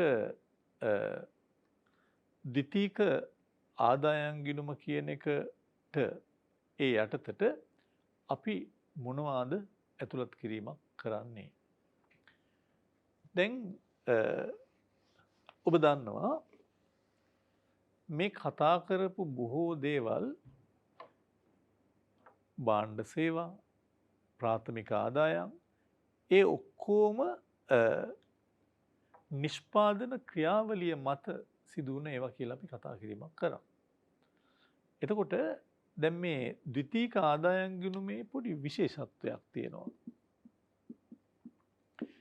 මොකද්ද ද්විතීක ආදායම් ගිණුමේ තියෙන විශේෂත්වය? අපි දැන් භාණ්ඩ සේවා ගිණුම කිව්වා ප්‍රාථමික ආදායම් ගිණුමත් කිව්වා. ද්විතීයික ආදායම් ගිණුමේ තියෙන විශේෂත්වය තමයි මේකේ තියෙන සියලු දේ ඒක පාර්ශවීයයි. ද්විතීයික ආදායම් ගිණුමේ තියෙන සියලු දේ ඒක පාර්ශවීයයි. සංක්‍රාම ට්‍රාන්ස්ෆර් මාරු වීමක් විතරයි සිදු වෙන්නේ අනිත් පැත්තට යමක් එන්නේ නැහැ. එහෙනම් ඔබ දන්නවා ශ්‍රී ලාංකිකයෝ වසරකට වැඩි කාලයක් තිස්සේ ඉඳලා විදේශගත වෙලා එහෙන් ආදායම් ලබලා එහෙ නිෂ්පාදනයට දායක වෙලා අපට සල්ලි අරන් එනවා. විදේශ සේවා නියුක්තිකයන්ගෙන් ලැබෙන මුදල් ප්‍රේෂණ ආමුඛ ප්‍රේෂණ ඒ සල්ලි එනවා රටට. ඒක ලංකාවේ පළවෙනිම වැඩිම විදේශ විනිමයක් ලැබෙන ආදායම. අපේ අය පිටරට ගිහිල්ලා අනේවාසික තත්ත්වයේ ඉඳගෙන වැඩ කරලා මෙහාට වෙන සල්ලි. ඔබෙන් අහන්න පුළුවන් ඇයි ඒක පාර්ශවීය වුණේ? අය මහන්සි වෙලා නිෂ්පාදනයේ දායක වෙලානේ සල්ලි හම්බ කරේ. ඔව්. නමුත් මෙහාට එනකොට මෙහි නිෂ්පාදනයක් වෙන්නේ නැතුව තමයි සල්ලි ටික එන්නේ. එහෙනම් අපි ඒක පාර්ශවීයයි කියන්නේ. ඒක තමයි මේකේ තියෙන වැදගත්ම ශීර්ෂය අන්නේ පෞද්ගලික පැත්තෙන් එන සංක්‍රාම. ඒ කියන්නේ ශ්‍රී ලාංකික ලංකාවේ අය ගිහිලා සේවය කරද්දී ඒ අනේවාසිකයෝ වෙනවා. මේ අනේවාසිකයන්ගෙන් ලැබෙන ප්‍රේෂණ විදේශ සේවා නියුක්ති ආදායම්. ඔය වගේම කවුරු හරි ඉන්දියාවේ හරි චීනයේ අය හරි මෙහෙ වැඩ කරලා පිටරට යවනවා නම් ඒත් මේකේ තියෙන්න පුළුවන්. එතකොට මේවා ඒක පාර්ශවීයයි පුජ්‍යලික සංක්‍රාම. මෙහෙම ඍජුව බෙදුවේ නැතුව මම උඩ පහසු වෙන්න මේ බෙදන්නේ. ඒකේ ලොකුම ශීර්ෂය තමයි මේ විදේශ සේවා නියුක්තිකයන්ගෙන් ලංකාවට ලැබෙන සල්ලි. ඒවා ඒක පාර්ශවීයයි. එහෙ නිෂ්පාදනයක් කරලා ලංකාවේ නිෂ්පාදනයක් වෙන්නේ නැතුව තමයි මුදල් ලැබෙන්නේ. දෙක නිල මට්ටමින් රාජ්‍ය මට්ටමින් අපට ලැබෙන හෝ ගෙවන සංක්‍රාම. මොකද්ද මේ? ඔබ හොඳටම දන්නවා පහුගිය COVID-19 වලට අපට ආධාර හම්බුණා. ඒ ආධාර ලංකාවට ආවේ ඒ අය විදේශිකයෝ ආයෝජනයක් කිරීමේ අපේක්ෂාවෙන් නෙමෙයි. ඒ ආධාර සමහර විට අපි හිතමු මොනවා හරි මාස්ක් ග්ලව්ස් සමහර විට මොනවා හරි වෙනත් බෙහෙත් වර්ග සමහරට මේවා පරීක්ෂා කිරීමේ මොනවා හරි උපකරණ වෙන්න පුළුවන්. එතකොට ඒවා නිල මට්ටමින් රාජ්‍ය මට්ටමින් අපට ලැබුණ දේවල් චීනෙන් වෙන්න පුළුවන් ඉන්දියාවෙන් වෙන්න පුළුවන්. ඒතර මේ හැබැයි මතක තියාගන්න විදේශ රාජ්‍යයන් දැන් හිතන්නකෝ මේ චීනේ ෆෝර්ට් සිටි එක හදන්න සල්ලි යොදලා තියෙන එක ගන්න බෑ මේකට. ඒවා ආයෝජන. ඊට පස්සේ අපි හිතමු අධිවේගී මාර්ගයක් හදන්න විදේශයෙන් සල්ලි ඇවිල්ලා තියෙනවා නම් ඒව ගන්න බෑ. මෙතෙන්ට අපි ගන්න නිල වශයෙන් මොනවා හරි ආධාරයක් විදිහට රට ඇතුළට යම් යම් දේවල් එනවා නම් සමහරට ඔය ගම් වතුර ගලපු කාලවල වල නායාම් කාලවල වල පිටරට වලින් අපිට වතුර බෝතල්ද බේත් වර්ගද ගොඩක් ආවා. ඒතර මේ වගේ නිල මට්ටමේ තියෙනවා. ඉතින් මේකෙත් මේ පුජ්‍යලික සංක්‍රාමවල අපිට ලැබුණ ඒවාන් අපේ අය පිටරට ගිහිල්ලා මේ සල්ලි හම්බ කරලා එවන ඒවාන් ගෙවන ඒවා තියෙනවා නම් ඒවා සුද්ධාගයක් විදියට මේක ගන්නවා. නිල සංක්‍රාම වලත් අපිට ලැබෙන ඒවාන් ගෙවුවා ගියාම මේකෙත් සුද්ධාගයක් විදියට අරගෙන මේ පුජ්‍යලික නිල සංක්‍රාම සියල්ලේ ලැබීම් වලින් ගෙවීම් අඩු කරාම අපට එනවා ද්විතීයික ආදායම් ගිණුමේ ශේෂය. ඔබට මතක නම් මට කියන්න බලන්න ජාතික ගිණුම් වලත් මේක තියෙනවා. මොකද්ද භාණ්ඩ හා සේවා ගිණුමේ ශේෂය ජාතික ගිණුම් වල කිව්වේ? ඒක තමයි සුද්ධ අපනයන කිව්වේ. ප්‍රාථමික ආදායම් ගිණුමේ ශේෂයට ජාතික ගිණුම් වල කිව්වේ මොකද්ද? සුද්ධ විදේශ ප්‍රාථමික ආදායම. ද්විතීයික ආදායම් ගිණුමේ ශේෂයට ජාතික ගිණුම් වල මොකද්ද කියන්නේ? ඒ තමයි සුද්ධ විදේශ වර්තන සංක්‍රාම. සංක්‍රාමයක්. ජාතික ගිණුම වල සුද්ධ විදේශ වර්තන සංක්‍රාම කියලා ගත්තේ මේක. ඒ නිසා ද්විතීයික ආදායම් ගිණුමේ ශේෂයත් ලංකාවට ඊටාම වැදගත්. ඇයි? ලොකු ආදායමක් අපේ විදේශගත ශ්‍රී ලාංකිකයන්ගෙන් අපට ලැබෙන නිසා. ඒ නිසා මේ ශේෂය ධන අගයක් නොහොත් අතිරික්තයක් ලංකාවට උදා කරලා දෙනවා. ඒතර ද්විතීයික ආදායම් ගිණුම නේවාසික අනේවාසික අතර සිදුවන රාජ්‍ය පුජ්‍යලික සියලුම ජංගම ස්වරූපේ ජංගම කියලා කිව්වේ නිතර වෙනස් වෙන එකනේ. කෙටි කාලයක් දැන් අර ලොකු ආයෝජනයක් ආවොත් ඒක වෙනම ගිණුමකට යනවා ප්‍රාග්ධන ගිණුමකට. සංක්‍රාමෙහි ඇතුළත් වෙනවා මේවා මුදල් හෝ භාණ්ඩ වශයෙන් ලැබෙන්න පුළුවන්. ඒතර ප්‍රධාන වශයෙන් පුජ්‍යලික අංශයට එන්න පුළුවන් විදේශ සේවා නියුක්තිකෝ එවන සල්ලි නිල වශයෙන් සිදු වෙන්න පුළුවන් ලබා දෙන ගම් වතුර ආධාර COVID-19 වල ලැබුණ ආධාර ඒ ඕන එකක්. ඒතර මේකෙත් ශේෂයක් එන්න පුළුවන් මේ පුජ්‍යලික සංක්‍රාම. තව විශේෂ කරුණක් මම කියන්න ඕනේ මේ වෙනස අඳුර ගන්න ඕනේ. ඔබට මතකද ජීවිත රක්ෂණය කොහෙද දැම්මේ? ජීවිත රක්ෂණය කොහෙද දැම්මේ? ඒක දැම්මා අපි දැන් ජීවිත රක්ෂණය කියලා කියන්නේ රක්ෂණ සේවා කියන එක සේවා ගිණුමේ තිබ්බේ. සේවා ගිණුමේ දැම්ම රක්ෂණ. හැබැයි මෙතෙන්ට එනවා ජීවිත නොවන රක්ෂණ. අපි පුජ්‍යලිය විතරක් නෙමෙයි රක්ෂණය කරන දේපලත් රක්ෂණය කරනවා. ඒ ජීවිත නොවන රක්ෂණයත් මේකේ කරුණක් විදියට තියෙනවා. ඒතර අපි මූලිකම වැදගත් කරුණු ටික මේ කතා කරේ මේ ලැබීම් ගෙවීම් අතර තියෙන වෙනස තමයි ද්විතීයික ආදායම් ගිණුමේ ශේෂය. ඒ අනුව ඒ ලැබුණේ වෑන් ගෙව්වේ අඩු කරාම අපිට ලැබෙනවා හිඟයක්ද අතිරික්තයක්ද කියන එක. ලංකාවේ මේ ගිණුම ධන අගයක් අතිරික්තයක් වෙලා තියෙනවා මේ සේවා නියුක්තිකයන්ගේ ප්‍රේෂණ එහෙම නැත්නම් විදේශ සේවා නියුක්තිකයන්ගේ ආදායම හේතු කොටගෙන. ඒතර දැන් මම මේ කියපු දේවල් වල දැන් කියපු ගිණුමේ සාරාංශයක් මෙතන තියෙනවා. ද්විතීයික ආදායම් ලැබීම්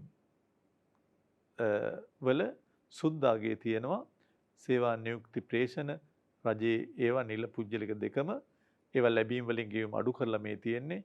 ඒතර 6163ක අතිරික්තයක් තියෙනවා 2018 2019 ඒකේ පොඩි අඩුවක් දකින්න තියෙනවා 5766 දක්වා. ඉතින් ඔය කියපු සියලු දේවල් දැන් මම කතා කරලා ඉවරයි. ඔබට මතක ඇති එකක් භාණ්ඩ ගිණුම දෘශ්‍ය වෙළඳාම තියෙන ගිණුම, සේවා ගිණුම අදෘශ්‍ය වෙළඳාම තියෙන ගිණුම, ප්‍රාථමික ආදායම් ගිණුම, සාධක සේවා සම්බන්ධ ලැබීම් ගෙවීම් තියෙන ගිණුම, සංක්‍රාමනොත් ඒකපාර්ශවීය වශයෙන් තියෙන තොරතුරු තියෙන ගිණුම එක පැත්තකට විතරක් ද්විතීයික ආදායම් ගිණුම. එහෙනම් මේ ගිණුම් හතරේ මම නිකන් ලංකාව පැත්තෙන් කියන්නේ භාණ්ඩ ගිණුමේ හිඟයක් ආවා. දැනට තියෙන තත්ත්වයන්. සේවා ගිණුමේ අතිරික්තයක් ආවා. ප්‍රාථමික ආදායම් ගිණුමේ හිඟයක් දැක්කා. ද්විතීයික ආදායම් ගිණුමේ අතිරික්තයක් ආවා. මේ සියලුම ගිණුම් වල ශේෂයන් ටික ඔක්කොම එකට ගැලපුවාම අපට ලැබෙන ශේෂයට අපි කියනවා මොකද්ද? ජංගම ගිණුමේ නොහොත් වර්තන ගිණුමේ ශේෂය. මේ සියල්ල එකට ගැලපුවාම ජංගම නොහොත් වර්තන ගිණුමේ ශේෂයේ විදිහටයි අපි ඒක දකින්නේ. ඉතින් ලංකාවේ මේ දෙන්නගේ තියෙන ප්‍රබල හිඟතාවය හේතු කොටගෙන අපිට මුළු ජංගම ගිණුමේම ඍණාගයක් හිඟයක් වර්තමානයේ දකින්න ලැබෙනවා. ඒ නිසා ඔබට පේනවා ඇති රටක භාණ්ඩ හා සේවා අපනයන ඉපැයීම් හා ප්‍රාථමික හා ද්විතීයික ආදායම් ලැබීම් යන ඒවා එකතුව ආනයන වියදම් ආදායම් ගෙවීම් යන ඒවා එකතුවට වඩා කොච්චර වෙනස්ද කියන එක තමයි මේ ගිණුමෙන් පේන්නේ. ඒතර භාණ්ඩ සේවා අපනයන ප්‍රාථමික ද්විතීයික ඔක්කොම ලැබෙන ආදායම් වලට වඩා ඒ වියදම් වැඩි නම් හිඟයක් අඩු නම් අතිරික්තයක්. ඒ සියල්ල ගලපන්නේ මෙහෙම. භාණ්ඩ හා සේවා ගිණුමේ ශේෂය, ප්‍රාථමික ආදායම් ගිණුමේ ශේෂය, ද්විතීයික ආදායම් ගිණුමේ ශේෂය. මේ සියල්ල ගැලපුවාම අපිට ජංගම ගිණුමේ ශේෂය එනවා.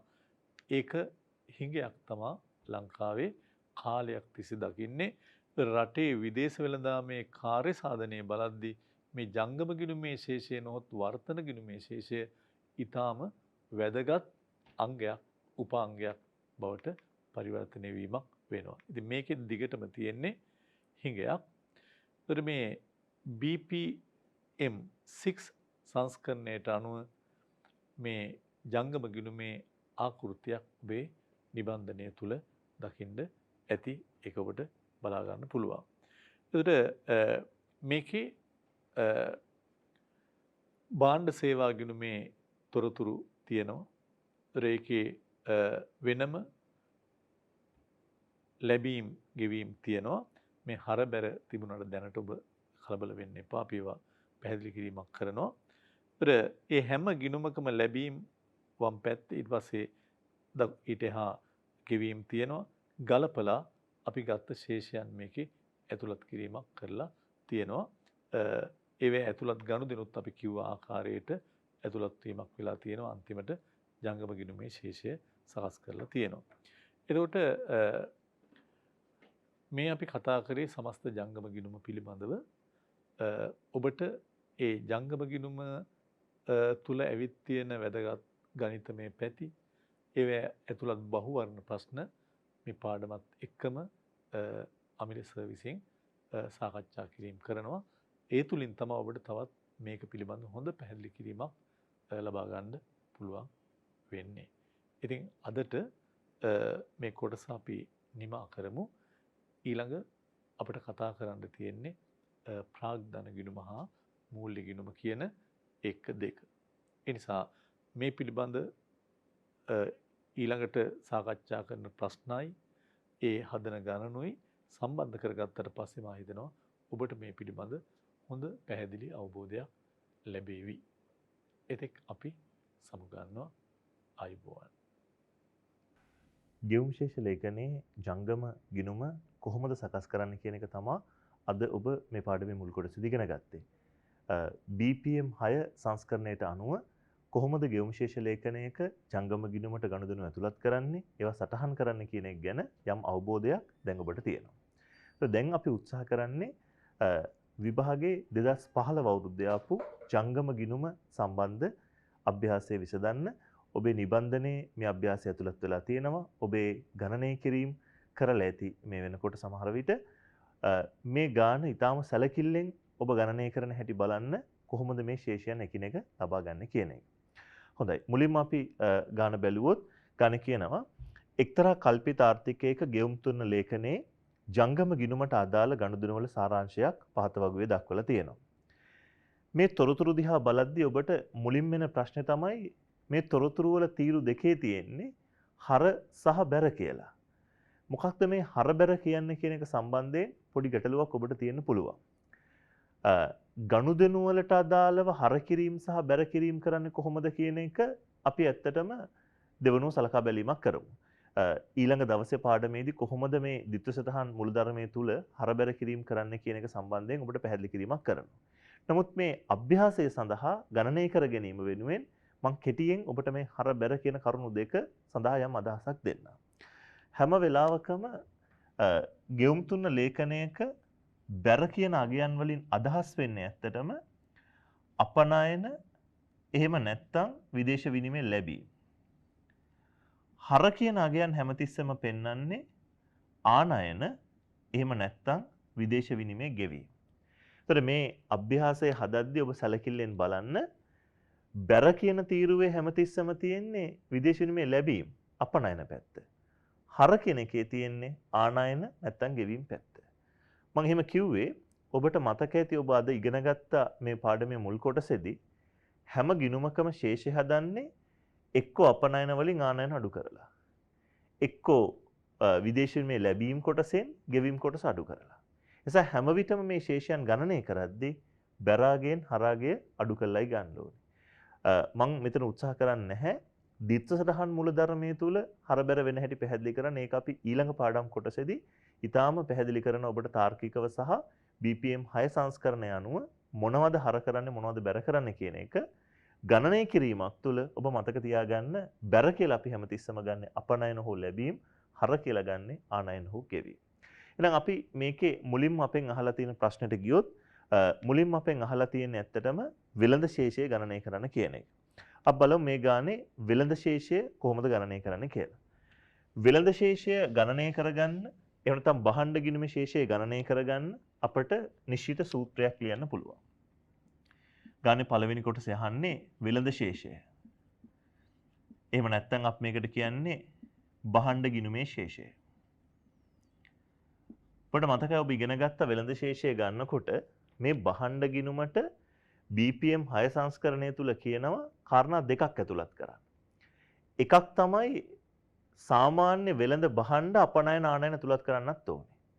ඒ වගේම මූල්‍ය නොවන රන් අපනයන ආනයන තියෙනවා නම් ඒව ඇතුළත් කරන්නත් ඕනේ. මූල්‍ය නොවන රන් කියන එක අද ඔබ ඉගෙන ගත්තා. එතකොට මේ විභාගේ ආපු පළවෙනි ගාන මේ BPM 6න් පස්සේ 2015 පළවෙනි වතාවෙම අපෙන් අහලා තියෙනවා මේ ගාන තොරතුරු වල මූල්‍ය නොවන රන් කියන එක දීලා ඒක ගලපන හැටි. එහෙනම් මෙතන වෙළඳ ශේෂය හොයද්දී ඔබට සිද්ධ වෙනවා මෙතන එකක් දීලා තියෙනවා වගුවේ මුලින්ම වෙළඳ බහණ්ඩ කියලා. ඒ වගේම ඔබට පේනවා මේ වගුවේ අවසාන වශයෙන් දීලා තියෙනවා මූල්‍ය නොවන රත්රන් කියලා. එහෙනම් අපි මෙතන ගන්න ඕනේ වෙළඳ බහණ්ඩ ඒකේන ශේෂයයි අනිත් පැත්තෙන් මූල්‍ය නොවන රන් මෙන්න මේ ශේෂයයි දෙකම එකතු කරන්න ඕනේ. හැම වෙලාවෙම අපි ගණනය කරන්නේ අපනයන වලින් ආනයන අඩු කරලා. ඒ කියන්නේ බැරාගෙන් හරාගේ අඩු කරන්න ඕනේ. ඒතර මෙතන බැර තීරුවේ තියෙනවා බහණ්ඩ වල 800ක්, හර තීරුවේ තියෙනවා 1200ක්. මූල්‍ය නොවන රන් අපි ගත්තොත් බැර වලින් හරාගේ අඩු කරන්න, අපනයන වලින් ආනයන අඩු කරන්න මූල්‍ය නොවන රන් බැර 5ක් තියෙනවා, හර 55ක් තියෙනවා. 5න් 55ක් අඩු කරන්න. එතකොට මෙතන පෙනේ උත්තරේ මෙතනින් එනවා ඍණ 400ක්. ඒ වගේ මෙතන එනවා 5න් 55ක් ගියාම ඍණ 50ක්. එතකොට ඍණ 400යි ඍණ 50යි කියන්නේ ඍණ 450යි. මේ ඍණ 450 තමයි අපි ගන්නෙ බහණ්ඩ ගිණුමේ ශේෂය එහෙමත් නැත්නම් වෙළඳ ශේෂය කියලා. එතකොට මෙතනදී සැලකිලිමත් වෙන්න වෙළඳ බහණ්ඩ වගේම මූල්‍ය නොවන රන් කියන කොටසත් මේකට ඇතුළත් කිරීමක් කරන්න. හොඳයි. ඊළඟට ඔබෙන් අහනවා දෙවෙනි කොටසේ බහණ්ඩ හා සේවා ගිණුමේ ශේෂය. දැන් හොඳ කල්පනාවෙන් හිතන්න අපි දැනටමත් බහණ්ඩ ගිණුමේ ශේෂය හදලා තියෙන්නේ. බහණ්ඩ සේවා ගිණුමේ ශේෂය හදනවා නම් අපේ බහණ්ඩ ගිණුමේ ශේෂයට එකතු කරගන්න ඕනේ සේවා ගිණුමේ ශේෂය. එහෙනම් අපට පුළුවන් මෙහෙම කරන්න. අපට දැන් හදන්න තියෙන්නේ බහණ්ඩ හා සේවා ගිණුමේ ශේෂය. ඒ නිසා අපිට පුළුවන් ලියන්න බහණ්ඩ හා සේවා ගිණුමේ ශේෂය එන්නේ අපි හදපු වෙළඳ ශේෂය. ඒ කියන්නේ බහණ්ඩ ගිණුමේ ශේෂයට සේවා ගිණුමේ ශේෂය එකතු කරාම වෙළඳ ශේෂය අපි ගාව දැන් තියෙනවා ඍණ 450ක්. සේවා ගිණුමේ ශේෂය තමයි අපි දන්නේ නැත්තේ.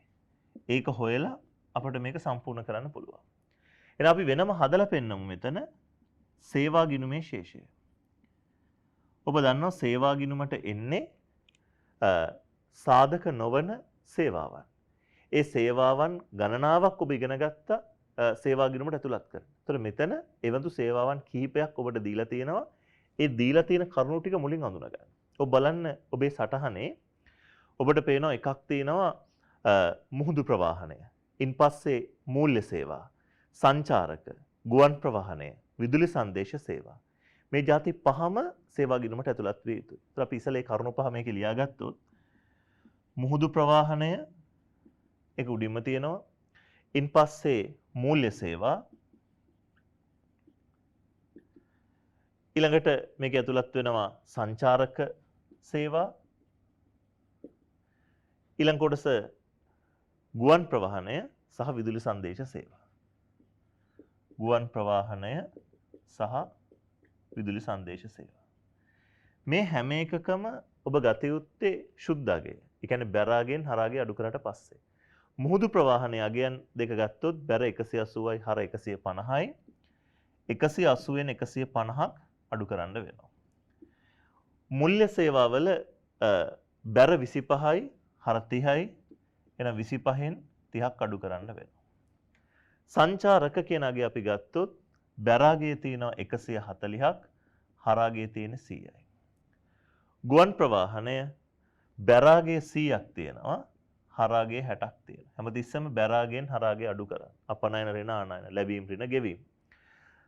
අවසාන වශයෙන් විදුලි සංදේශකයනාගේ බැරාගේ 75ක් තියෙනවා, හරාගේ 30ක් තියෙනවා. අපි මේ ටික සුළු කළොත් මෙතන එනවා ධන 30ක්. මෙතන එන්නේ 25න් 30ක් ගියාම ඍණ 5ක්. 140න් 100ක් ගියාම 40ක්.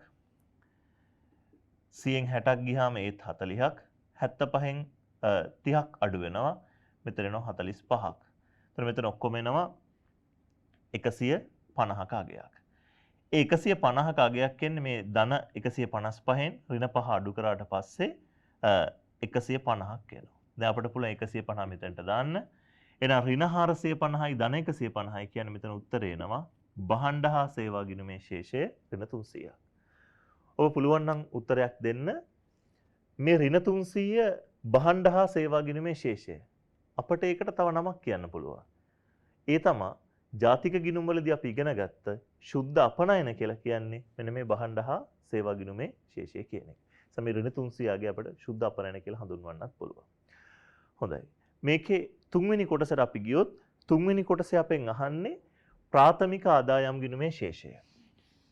ඔබ මතක් කරන්න ප්‍රාථමික ආදායම් ගිණුම කියන එකට අපි ඇතුළත් කරනවා කියලා ඉගෙන ගත්තා සේවක වැටුප්, ඒ වගේම ආයෝජන ආදායම්, ලාභ ලාභාංශ, පොලි වගේ දේවල්, බදු කුලී ආදායම් එවැනි දේවල්.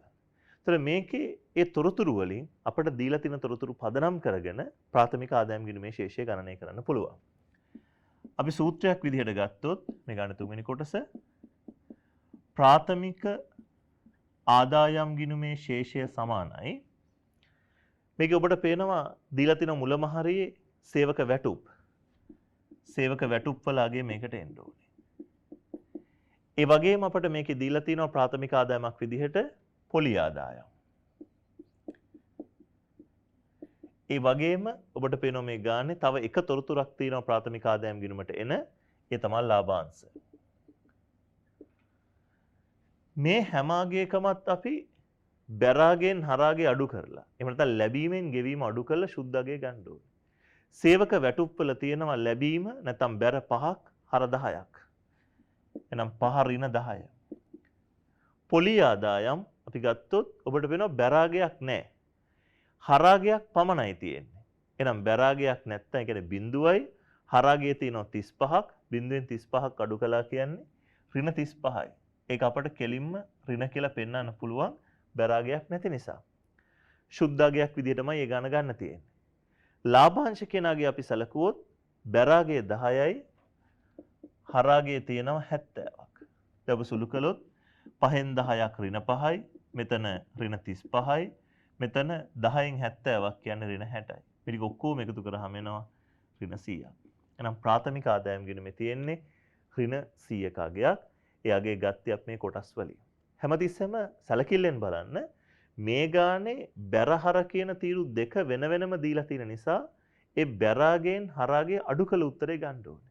නමුත් අපි හිතමු යම් ගානක මේ විභාගේ මෑතකාව ප්‍රශ්න පත්‍රවල ඊට වඩා වෙනස් වෙන්න පුළුවන්. සමහර ගණන් වල අපිට කෙලින්ම දෙනවා ශුද්ධ අගය. එතකොට බැරෙන් හර අඩු කරලා තියෙන්නේ. මෙතන අපි ඒක අඩු කරලයි උත්තරේ ගන්න ඕනේ.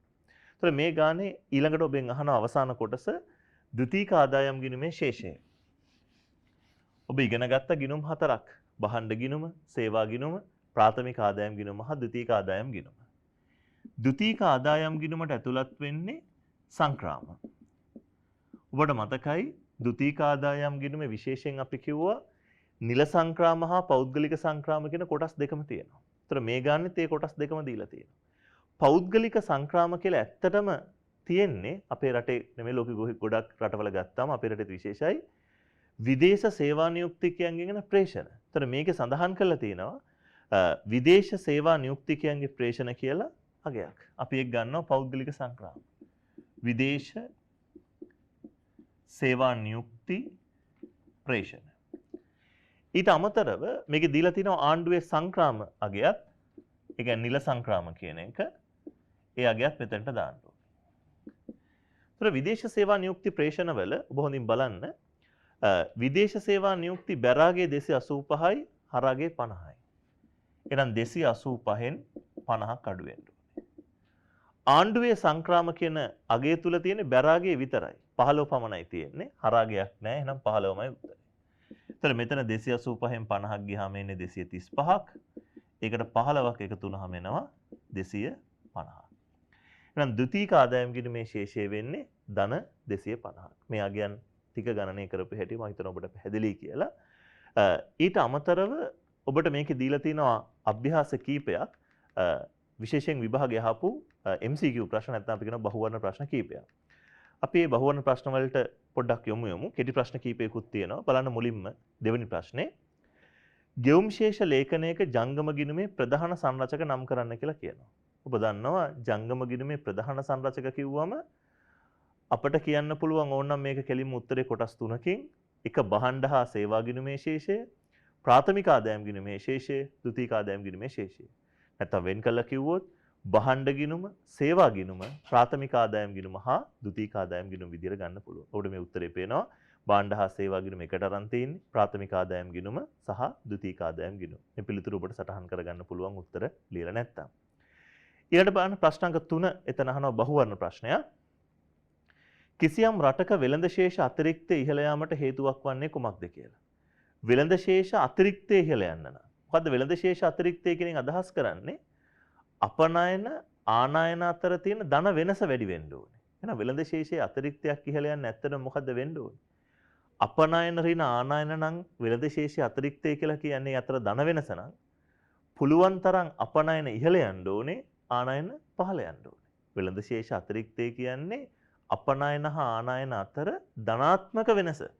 ඉතින් ධන වෙනස වැඩි වෙන්න නම් අපනයන වැඩි වෙන්න ඕනේ, ආනයන අඩුවීමක් වෙන්න ඕනේ. අපිට මේ ගන්න තියෙන උත්තරේ තමයි ආනයන පහළ යාම හා අපනයන ඉහළ යාම කියන උත්තරේ පිළිතුරු අංක 2. ඔබට ඒ උත්තර ලකුණු කරගන්න පුළුවන්. බලන්න ඊට පස්සේ ප්‍රශ්න අංක 4 ඔබට පේනවා ඇති. කිසියම් රටක ගෙවුම් ශේෂ ලේඛනයේ භාණ්ඩ ගිණුමේ ධන ශේෂයක් පවතී නම් ඉන් ගම්‍ය වන්නේ. මේ ප්‍රශ්නේ ඉතා හොඳින් බලන්න පිළිතුරුත් ප්‍රශ්නෙත් අතර හොඳ සම්බන්ධයක් හදාගන්න වෙනවා. ඔබෙන් අහන්නේ ගෙවුම් ශේෂ ලේඛනයේ භාණ්ඩ ගිණුමේ ධන ශේෂයක්. අපි ඉස්සලත් කතා කළා. ධන ශේෂ එන්න අපනයන වැඩි වෙලා ආනයන අඩු වෙන්න ඕනේ. හැබැයි මේ ප්‍රශ්නේදී ඔබ වරද්ද ගන්න එපා. විශේෂයෙන් විභාගයේ මේ 2012 අවුරුද්දේ ළමයි වරද්ද ගත්තා. මේකේ සමහරු ගත්ත උත්තරයක් විදියට අංක 2. නමුත් ඒක වැරදි. දෙවෙනි උත්තරේ තියෙන්නේ ආනයන භාණ්ඩ ප්‍රමාණයට වඩා වැඩි භාණ්ඩ ප්‍රමාණයක් අපනයනය කිරීම. ප්‍රමාණය බලලා හරියන්නේ නැහැ. ප්‍රමාණයෙන් විතරක් ගන්න බෑ. ඒ වගේම තව සමහරු මේකේ ගත්ත පස්වෙනි උත්තරේ ආනයන මිල ගණන් වලට වඩා අපනයන මිල ගණන් ඉහළ ගිහිල්ලා කියන්නේ. නමුත් ඔබ මේ දේ පොඩ්ඩක් තේරුම් ගන්න ඕනේ. ඒ උත්තර දෙකම වැරදි. මොකද පටලව ගන්න එපා වෙළඳ අනුපාතයත් එක්කලා ඔබෙන් අහලා තියෙන්නේ වෙළඳ ශේෂය ධනාගේ වැඩි වෙන්න ඕනේ කියලා. මේකේ එන්නේ භාණ්ඩ අපනයන වටිනාකම ඍණ භාණ්ඩ ආනයන වටිනාකම. මොකද්ද වටිනාකම කියලා කියන්නේ? මිලයි ප්‍රමාණයයි දෙකම ගුණ වෙන්න ඕනේ. දැන් අර මං කලින් කියපු උත්තරේ තිබ්බේ ප්‍රමාණ පැත්තෙන් කියලා. පස්වෙනි උත්තරේ තිබ්බේ මිල පැත්තෙන් කියලා. හැබැයි හරි උත්තරේ වෙන්නේ මේ ධනාගේ එන්න නම් මිල ප්‍රමාණ වෙන වෙනම වෙලා හරියන්නේ නැහැ. අපනයන වටිනාකම වැඩි වෙන්න ඕනේ ආනයන වටිනාකමට වඩා. ඒ විභාගේ හරි පරිස්සම් වෙන මේ වගේ පුංචි තැන්වලදී බහුවර්ණ ප්‍රශ්න වලට උත්තර ගන්නකොට නිවැරදිවම අදහස තේරුම් ගන්නයි ඕනේ. මේකේ හරි උත්තරේ ඔබ ලකුණු කරන්න ඕනේ බලන්න උත්තරවල. 4 වෙනි උත්තරේ තමයි නිවැරදි. ආනයනය කරන භාණ්ඩවල වටිනාකම අපනයනය කරන භාණ්ඩවල වටිනාකමට වඩා අඩු වී ඇති බව කියන අදහස. බලන්න ප්‍රශ්න අංක 5. කිසියම් රටක වසර 2ක් තුල ගෙවුම් ශේෂයේ ජංගම ගිණුමේ අයිතම 4ක පැවති ශේෂයන් ඔබට දීලා තියෙනවා. අපේ දන්න ගිණුම් 4 මේකේ තියෙනවා. ඔබෙන් අහනවා පළවන වසර හා දෙවන වසර අතර සිදු වෙනස්කම් පිළිබඳව එළඹිය හැකි නිගමනය කුමක්ද කියලා. ඔබ හොඳින් බලන්න වෙළඳ ශේෂයේ හිඟ එන්න වැඩි වෙලා, සේවා ගිණුමේ අතිරික්තය අඩු වෙලා, ප්‍රාථමික ආදායම් ගිණුම අතිරික්තක ඉඳලා හිඟයකට ගිහිල්ලා, ද්විතීයික ආදායම් ගිණුමේ හිඟේ වැඩි වෙලා. ඒ වගේම පොදුවේ අපි ගත්තොත් මේ හතර එකතු වෙන ජංගම ගිණුමේ ශේෂය කියන්නේ. ඒතර ජංගම ගිණුමේ ශේෂය ගත්තොත් ඔබට පේනවා මුලදි බිඳුවයි. ධනාගයන් ඍණාගයන් කැපිලා කියලා බිඳුවයි. ඊට පස්සේ එන්නේ ඍණාගය. එහෙනම් වෙළඳ ශේෂය ඍණාගයකට තල්ලු වෙනවා. ඒතර පළවෙනි උත්තරේ කියන්නේ ප්‍රාථමික ආදායම් ශුද්ධ ලැබීමක සිට ශුද්ධ ගෙවීමක් දක්වා වෙනස් වී ඇත. ඒ කියන්නේ ප්‍රාථමික ආදායම් ධනාගයක ඉඳන් ඍණාගයකට ගිහිල්ලා. ඒක නිවැරදි බව ඔබට පේනවා. අනිත් උත්තර වැරදියයි. ඒකත් බලන්න. සේවා අපනයන හා සේවා ආනයන අතර වටිනාකම් අතර වෙනස ඉහළ ගිහිල්ලා. ඉහළ ගිහිල්ලා නැහැ. ඇත්තටම සේවා පැත්තේ මොකද වෙලා තියෙන්නේ? පහළ යාමක් වෙලා තියෙන්නේ. 84 46 වෙලා. ඒ වගේම අපනයන භාණ්ඩ වල වටිනාකම අඩු වෙලා. අපට ඒක කියන්න බෑ ඇත්තටම. මේ දීලා තියෙන වෙළඳ ශේෂය කෙලින්ම. අපනයන ආනයන වටිනාකම් ගැන වෙනම අදහසක් ගන්න ඒකේ පුළුවන් කමක් නැහැ. සංක්‍රාම වලගේ ඉහළ ගිහිල්ලා නැහැ. ඒකත් පහළ ගිහිල්ලා. හිඟේ අඩුවීමක් නෙමෙයි වෙලා තියෙන වර්තන ගිණුමේ හිඟයක් ඇතිවීම. නිසා හරි උත්තරේ අංක 1. ඊළඟ ප්‍රශ්නේ රටක භාණ්ඩ හා සේවා ගිණුමේ ශේෂය යහපත් වන්නේ පහත කවර තත්වයක් තුලද කියලා අහනවා. හැම විටම මතක තියාගන්න භාණ්ඩ සේවා ගිණුමේ ශේෂය යහපත් වෙනවා කියන එකෙන් අදහස් වෙන්නේ භාණ්ඩ හා සේවා ගිණුමේ ධනාගයක්. නැත්නම් අපි කියන අතිරික්තයක් එන්න ඕනේ. ඒතර මේ අතිරික්ත එන්න නම් පෙර ප්‍රශ්න දෙකේදීම කිව්වා වගේ හැම වෙලාවෙම වෙන්න ඕනේ අපනයන වටිනාකම ආනයන වටිනාකමට වඩා වැඩි වෙන්න ඕනේ. මිල හෝ පරිමාව වෙන වෙනම නෙමෙයි ගන්න ඕනේ. මිල පරිමාව එකට වැඩි කරලා ගන්න වටිනාකමයි මෙතනදී ගන්න ඕනේ. එහෙනම් මේකේ හරි උත්තරය ඔබට හඳුනා ගන්න පුළුවන්. අපෙන් අහන්නේ යහපත් තත්වයක් ඇති වෙන්නේ මොන අවස්ථාවෙද්ද කියලා. වටිනාකමට කියන තව නමක් තමයි ඉපයීම කියන එක. එහෙනම් අපනයන ඉපයීම ආනයන වියදම් ඉක්මවා යන විට කියන උත්තරේ අපට ගන්න පුළුවන්. ප්‍රශ්න අංක 7 අහනවා පහත දේවල් අතුරින් ගෙවුම් ශේෂයේ වර්තන ගිණුමට ඇතුළු නොවන්නේ විභාගෙදී හරි පරිස්සම් වෙන්න. නොවන්නේ නැතාර්ථයෙන් ප්‍රශ්න අහනවා. ඒතර මෙතන තියෙන දේවල් වල ආයෝජන ආදායම් ලැබීම් ගෙවීම් සේවාපනයන සංක්‍රාම ඔක්කොම ජංගම ගිණුමට එනවා. එන්නේ නැති උත්තරය තමයි විදේශ විනිමය සංචිතය කියන කොටස. ඊළඟට ඔබෙන් අහනවා ඊළඟ ප්‍රශ්නේ MCQ ප්‍රශ්නයක්. ඒකේ අහන්නේ වර්තන ගිණුමේ ශේෂය කීයද කියලා. දැන් මේ බලන්න. මෙතන වර්තන ගිණුමේ ශේෂය කියද්දී ඔබ කලින් වගේම අර ඉලක්කම් 4ම ගන්න වෙනවා. දැන් මුලින්ම දීලා තියෙනවා වෙළඳ ගිණුමේ හිඟය ඍණ 40යි. මෙතනදී හොඳට මතක තියාගන්න වෙළඳ ගිණුම හිඟේ කියන වචනේත් එක්කලා ගණන් හදන්න එපා. හිඟේ කියන්නේ සිංහලෙන්. ඔබ වෙළඳ ගිණුමේ හිඟේ කියලා දාලා ගණන් සුළු කරන්න ගියොත් සිංහලත් එක්කලා ඒක පැටලෙනවා. ගණනය කිරීම ගන්න හරියට බීජගණිත අගය ගන්න. හිඟේ කියන්නේ ඍණ අගය. එහෙනම් වෙළඳ ගිණුමේ තියෙන්නේ ඍණ 40ක්. හිඟේ කියලා ලියන්න යන්න එපා ඒකට. ඍණ 40ක්. සේවා ගිණුමේ අතිරික්ත 20යි. සේවා ගිණුමේ නම 20ක ධනාගයක්. ඊළඟ අපිට කියනවා විදේශ වෙතින් ලැබුණු ශුද්ධ පෞද්ගලික වර්තන සංක්‍රාම 8යි. ඒ කියන්නේ ද්විතීක ආදායම් ගිණුමේ නම ධන 8ක්. ඒ වගේම කියනවා මෙරට නේවාසිකයන් ඊට කලින් ඔබට කියනවා පිටතර ගලා ගිය පොලි ලාභ ලාභාංශ 10යි. පිටතර ගලා ගිය පොලි ලාභ ලාභාංශ 10ක් කියන ගලා ගියා නම් ඒක ඍණ ඒ තමයි ප්‍රාථමික ආදායම් ගිණුමේ අගය. අන්තිම කොටස ඔබ දන්නවා ජංගම ගිණුමට එන්නේ නැහැ ඍජු ආයෝජන කරපු ඒවා යන්නේ මුල්‍ය ගිණුමට අපි ඒවා ගැන පස්සේ කතා කරමු. මේ හතර එකතුව ගන්න. එතන මෙතන ඔබට පේනවා ඍණ 40 ඍණ 10 ඍණ 50ක් තියෙනවා. ධන 28යි තියෙන්නේ. කැපිලා ගියාම එන්නේ ඍණ 22ක්. ඒ කියන්නේ වර්තන ගිණුමේ හිඟයක් එන්න ඕනේ කියන උත්තරේ ගන්න හරියටම බිලියන 22ක. ඒ කියන්නේ උත්තරේ අංක 4. ඊළඟට ඔබට මේ සටහනේ පැහැදිලි කිරීමක් කරනවා. කලින් සටහනේදීත් කිව්වා ලංකාවේ ජංගම ගිණුමේ තත්ත්වය. ඔබට ඒකේ පේනවා පැහැදිලිවම වෙළඳ ගිණුමේ හිඟයක් තියෙනවා ඊටාම බරපතල ආකාරයෙන්. සේවා ගිණුමේ යම් සුළු අතිරික්තයක් තියෙනවා. ප්‍රාථමික ආදායම් ගිණුමෙත් හිඟයක් තියෙනවා. ද්විතීක ආදායම් ගිණුමේ යම් අතිරික්තයක් තියෙනවා. හැබැයි ද්විතීක ආදායම් ගිණුමේ සහ සේවා ගිණුමේ අතිරික්ත භාණ්ඩ ගිණුමේ සහ ප්‍රාථමික ආදායම් ගිණුමේ තියෙන හිඟය නැති කරන්න සමත් නැති නිසා ජංගම ගිණුමේ සමස්තයක් විදිහට හිඟයක් තියෙනවා. මේ කරුණු ටික ඔබ කලින් කතා කළා. නිසා ඒ කරුණු ටික ඔබ දන්නවා. නමුත් ඊට පස්සේ ඔබෙන් අහනවා තව වැදගත් දෙයක් මේක විභාගෙත් දිගින් දිගටම ප්‍රශ්න කරපු කොටසක්. ජංගම ගිණුමේ තියෙන මේ හිඟය අඩු කරගන්න ඉදිරිපත් කරන්න පුළුවන් යෝජනා මොනවද කියලා. විශේෂයෙන් මේ ප්‍රශ්නේ අවස්ථා කීපයකම මෑතක ප්‍රශ්න පත්‍රයේත් අහපු නිසා මේ කරුණු කීපය ගැන ඔබ දැනගත්තා නම් හොඳට ප්‍රමාණවත්. ජංගම ගිණුමේ හිඟය අඩු කරගන්නේ කොහොමද අපි? ඔබ මෙහෙම ප්‍රශ්න කරන්නේ. ජංගම ගිණුමේ බරපතලම හිඟයක් එන්නේ කාගෙන්ද? වෙළඳ ගිණුමේ. වෙළඳ ගිණුමේ හිඟයක් ඇති වෙලා තියෙන්නේ අපනයන අඩුයි ආනයන වැඩි. එහෙනම් අපි යෝජනා කරනවා මෙන්න මේ කරුණු ටික. එකක් තමයි අපට අපනයන වැඩි කරගන්න නම් පුළුවන් තරම් අපි අපනයන භාණ්ඩ විවිධාංගීකරණය කළ යුතුයි.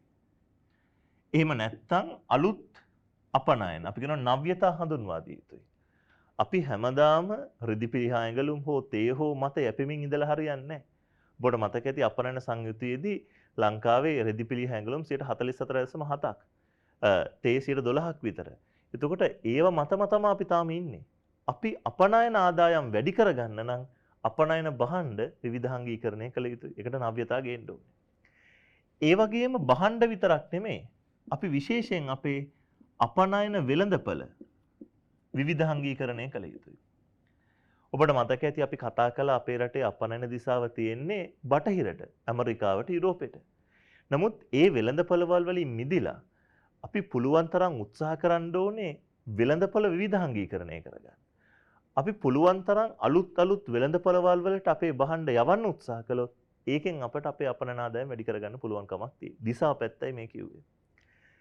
තව වැදගත් දෙයක් තමයි අපි අපනයන වැඩි කරගන්න ගමන් මේ හිඟේ අඩු කරගන්න නම් කළ යුතු දේ ආනයන අඩු කරන්න ඕනේ. එහෙනම් ඒකට කරන්න පුළුවන් වැදගත්ම දේ මේක. අපි තාර්කික උත්තර ලියන්න ඕනේ. ආනයන නවත්තන්න බෑ සමහර දේවල්.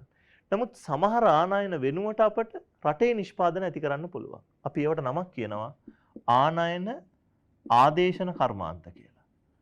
අපි අන්න ඒවා පුළුවන් තරම් රටේ දියුණු කරන්න උත්සාහ කරන්න ඕනේ. ආනයන ආදේශනය.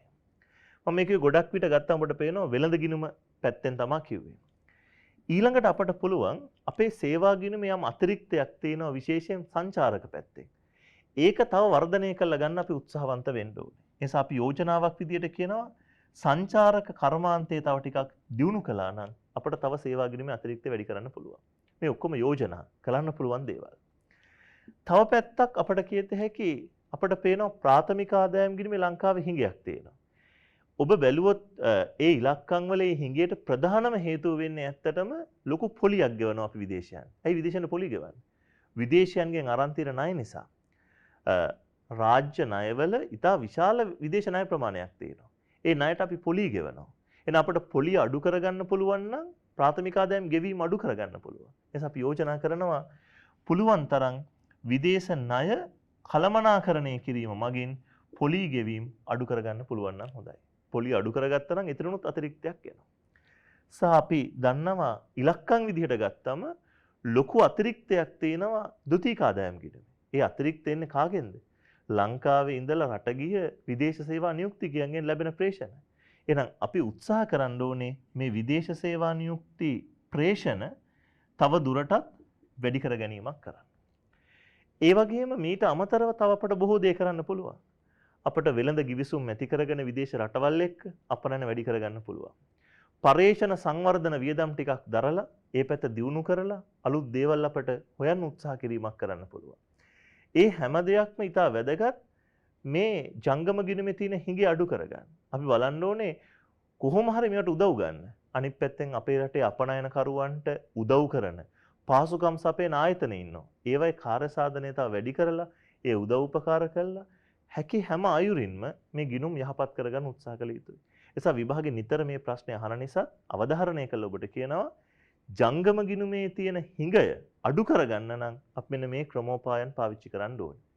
තව එක වැදගත් කරුණක් අපි මේකට එකතු කරන්න ඕනේ විශේෂයෙන් අපේ රටේ නිතර ප්‍රශ්නයක් මේ දවස්වලත් ඒකේ තියෙනවා. ඒ තමයි විනිමය අනුපාතිකය. වෙනම පාඩමක් විදිහට ඔබට පසුව විනිමය අනුපාතිකය උගන්වනවා. හැබැයි අපි අපේ රුපියලේ අගය ස්ථාවර කරගන්න උත්සාහ කරන්න ඕනේ. රුපියලේ අගය වෙනස් වෙන්න. ඩොලරයත් එක්ක ගත්තම රුපියලේ අගය එන්න අඩු වුණොත් අපට හැම වෙලාවකම ලොකු ආනයන වියදමක් දරන්න වෙනවා. ඒ නිසා ඒවා ස්ථාවර කර ගැනීම ගැන සැලකිලිමත් වුණොත් මේ තත්වයන්ට යම් පිළියමක් ගන්න පුළුවන්.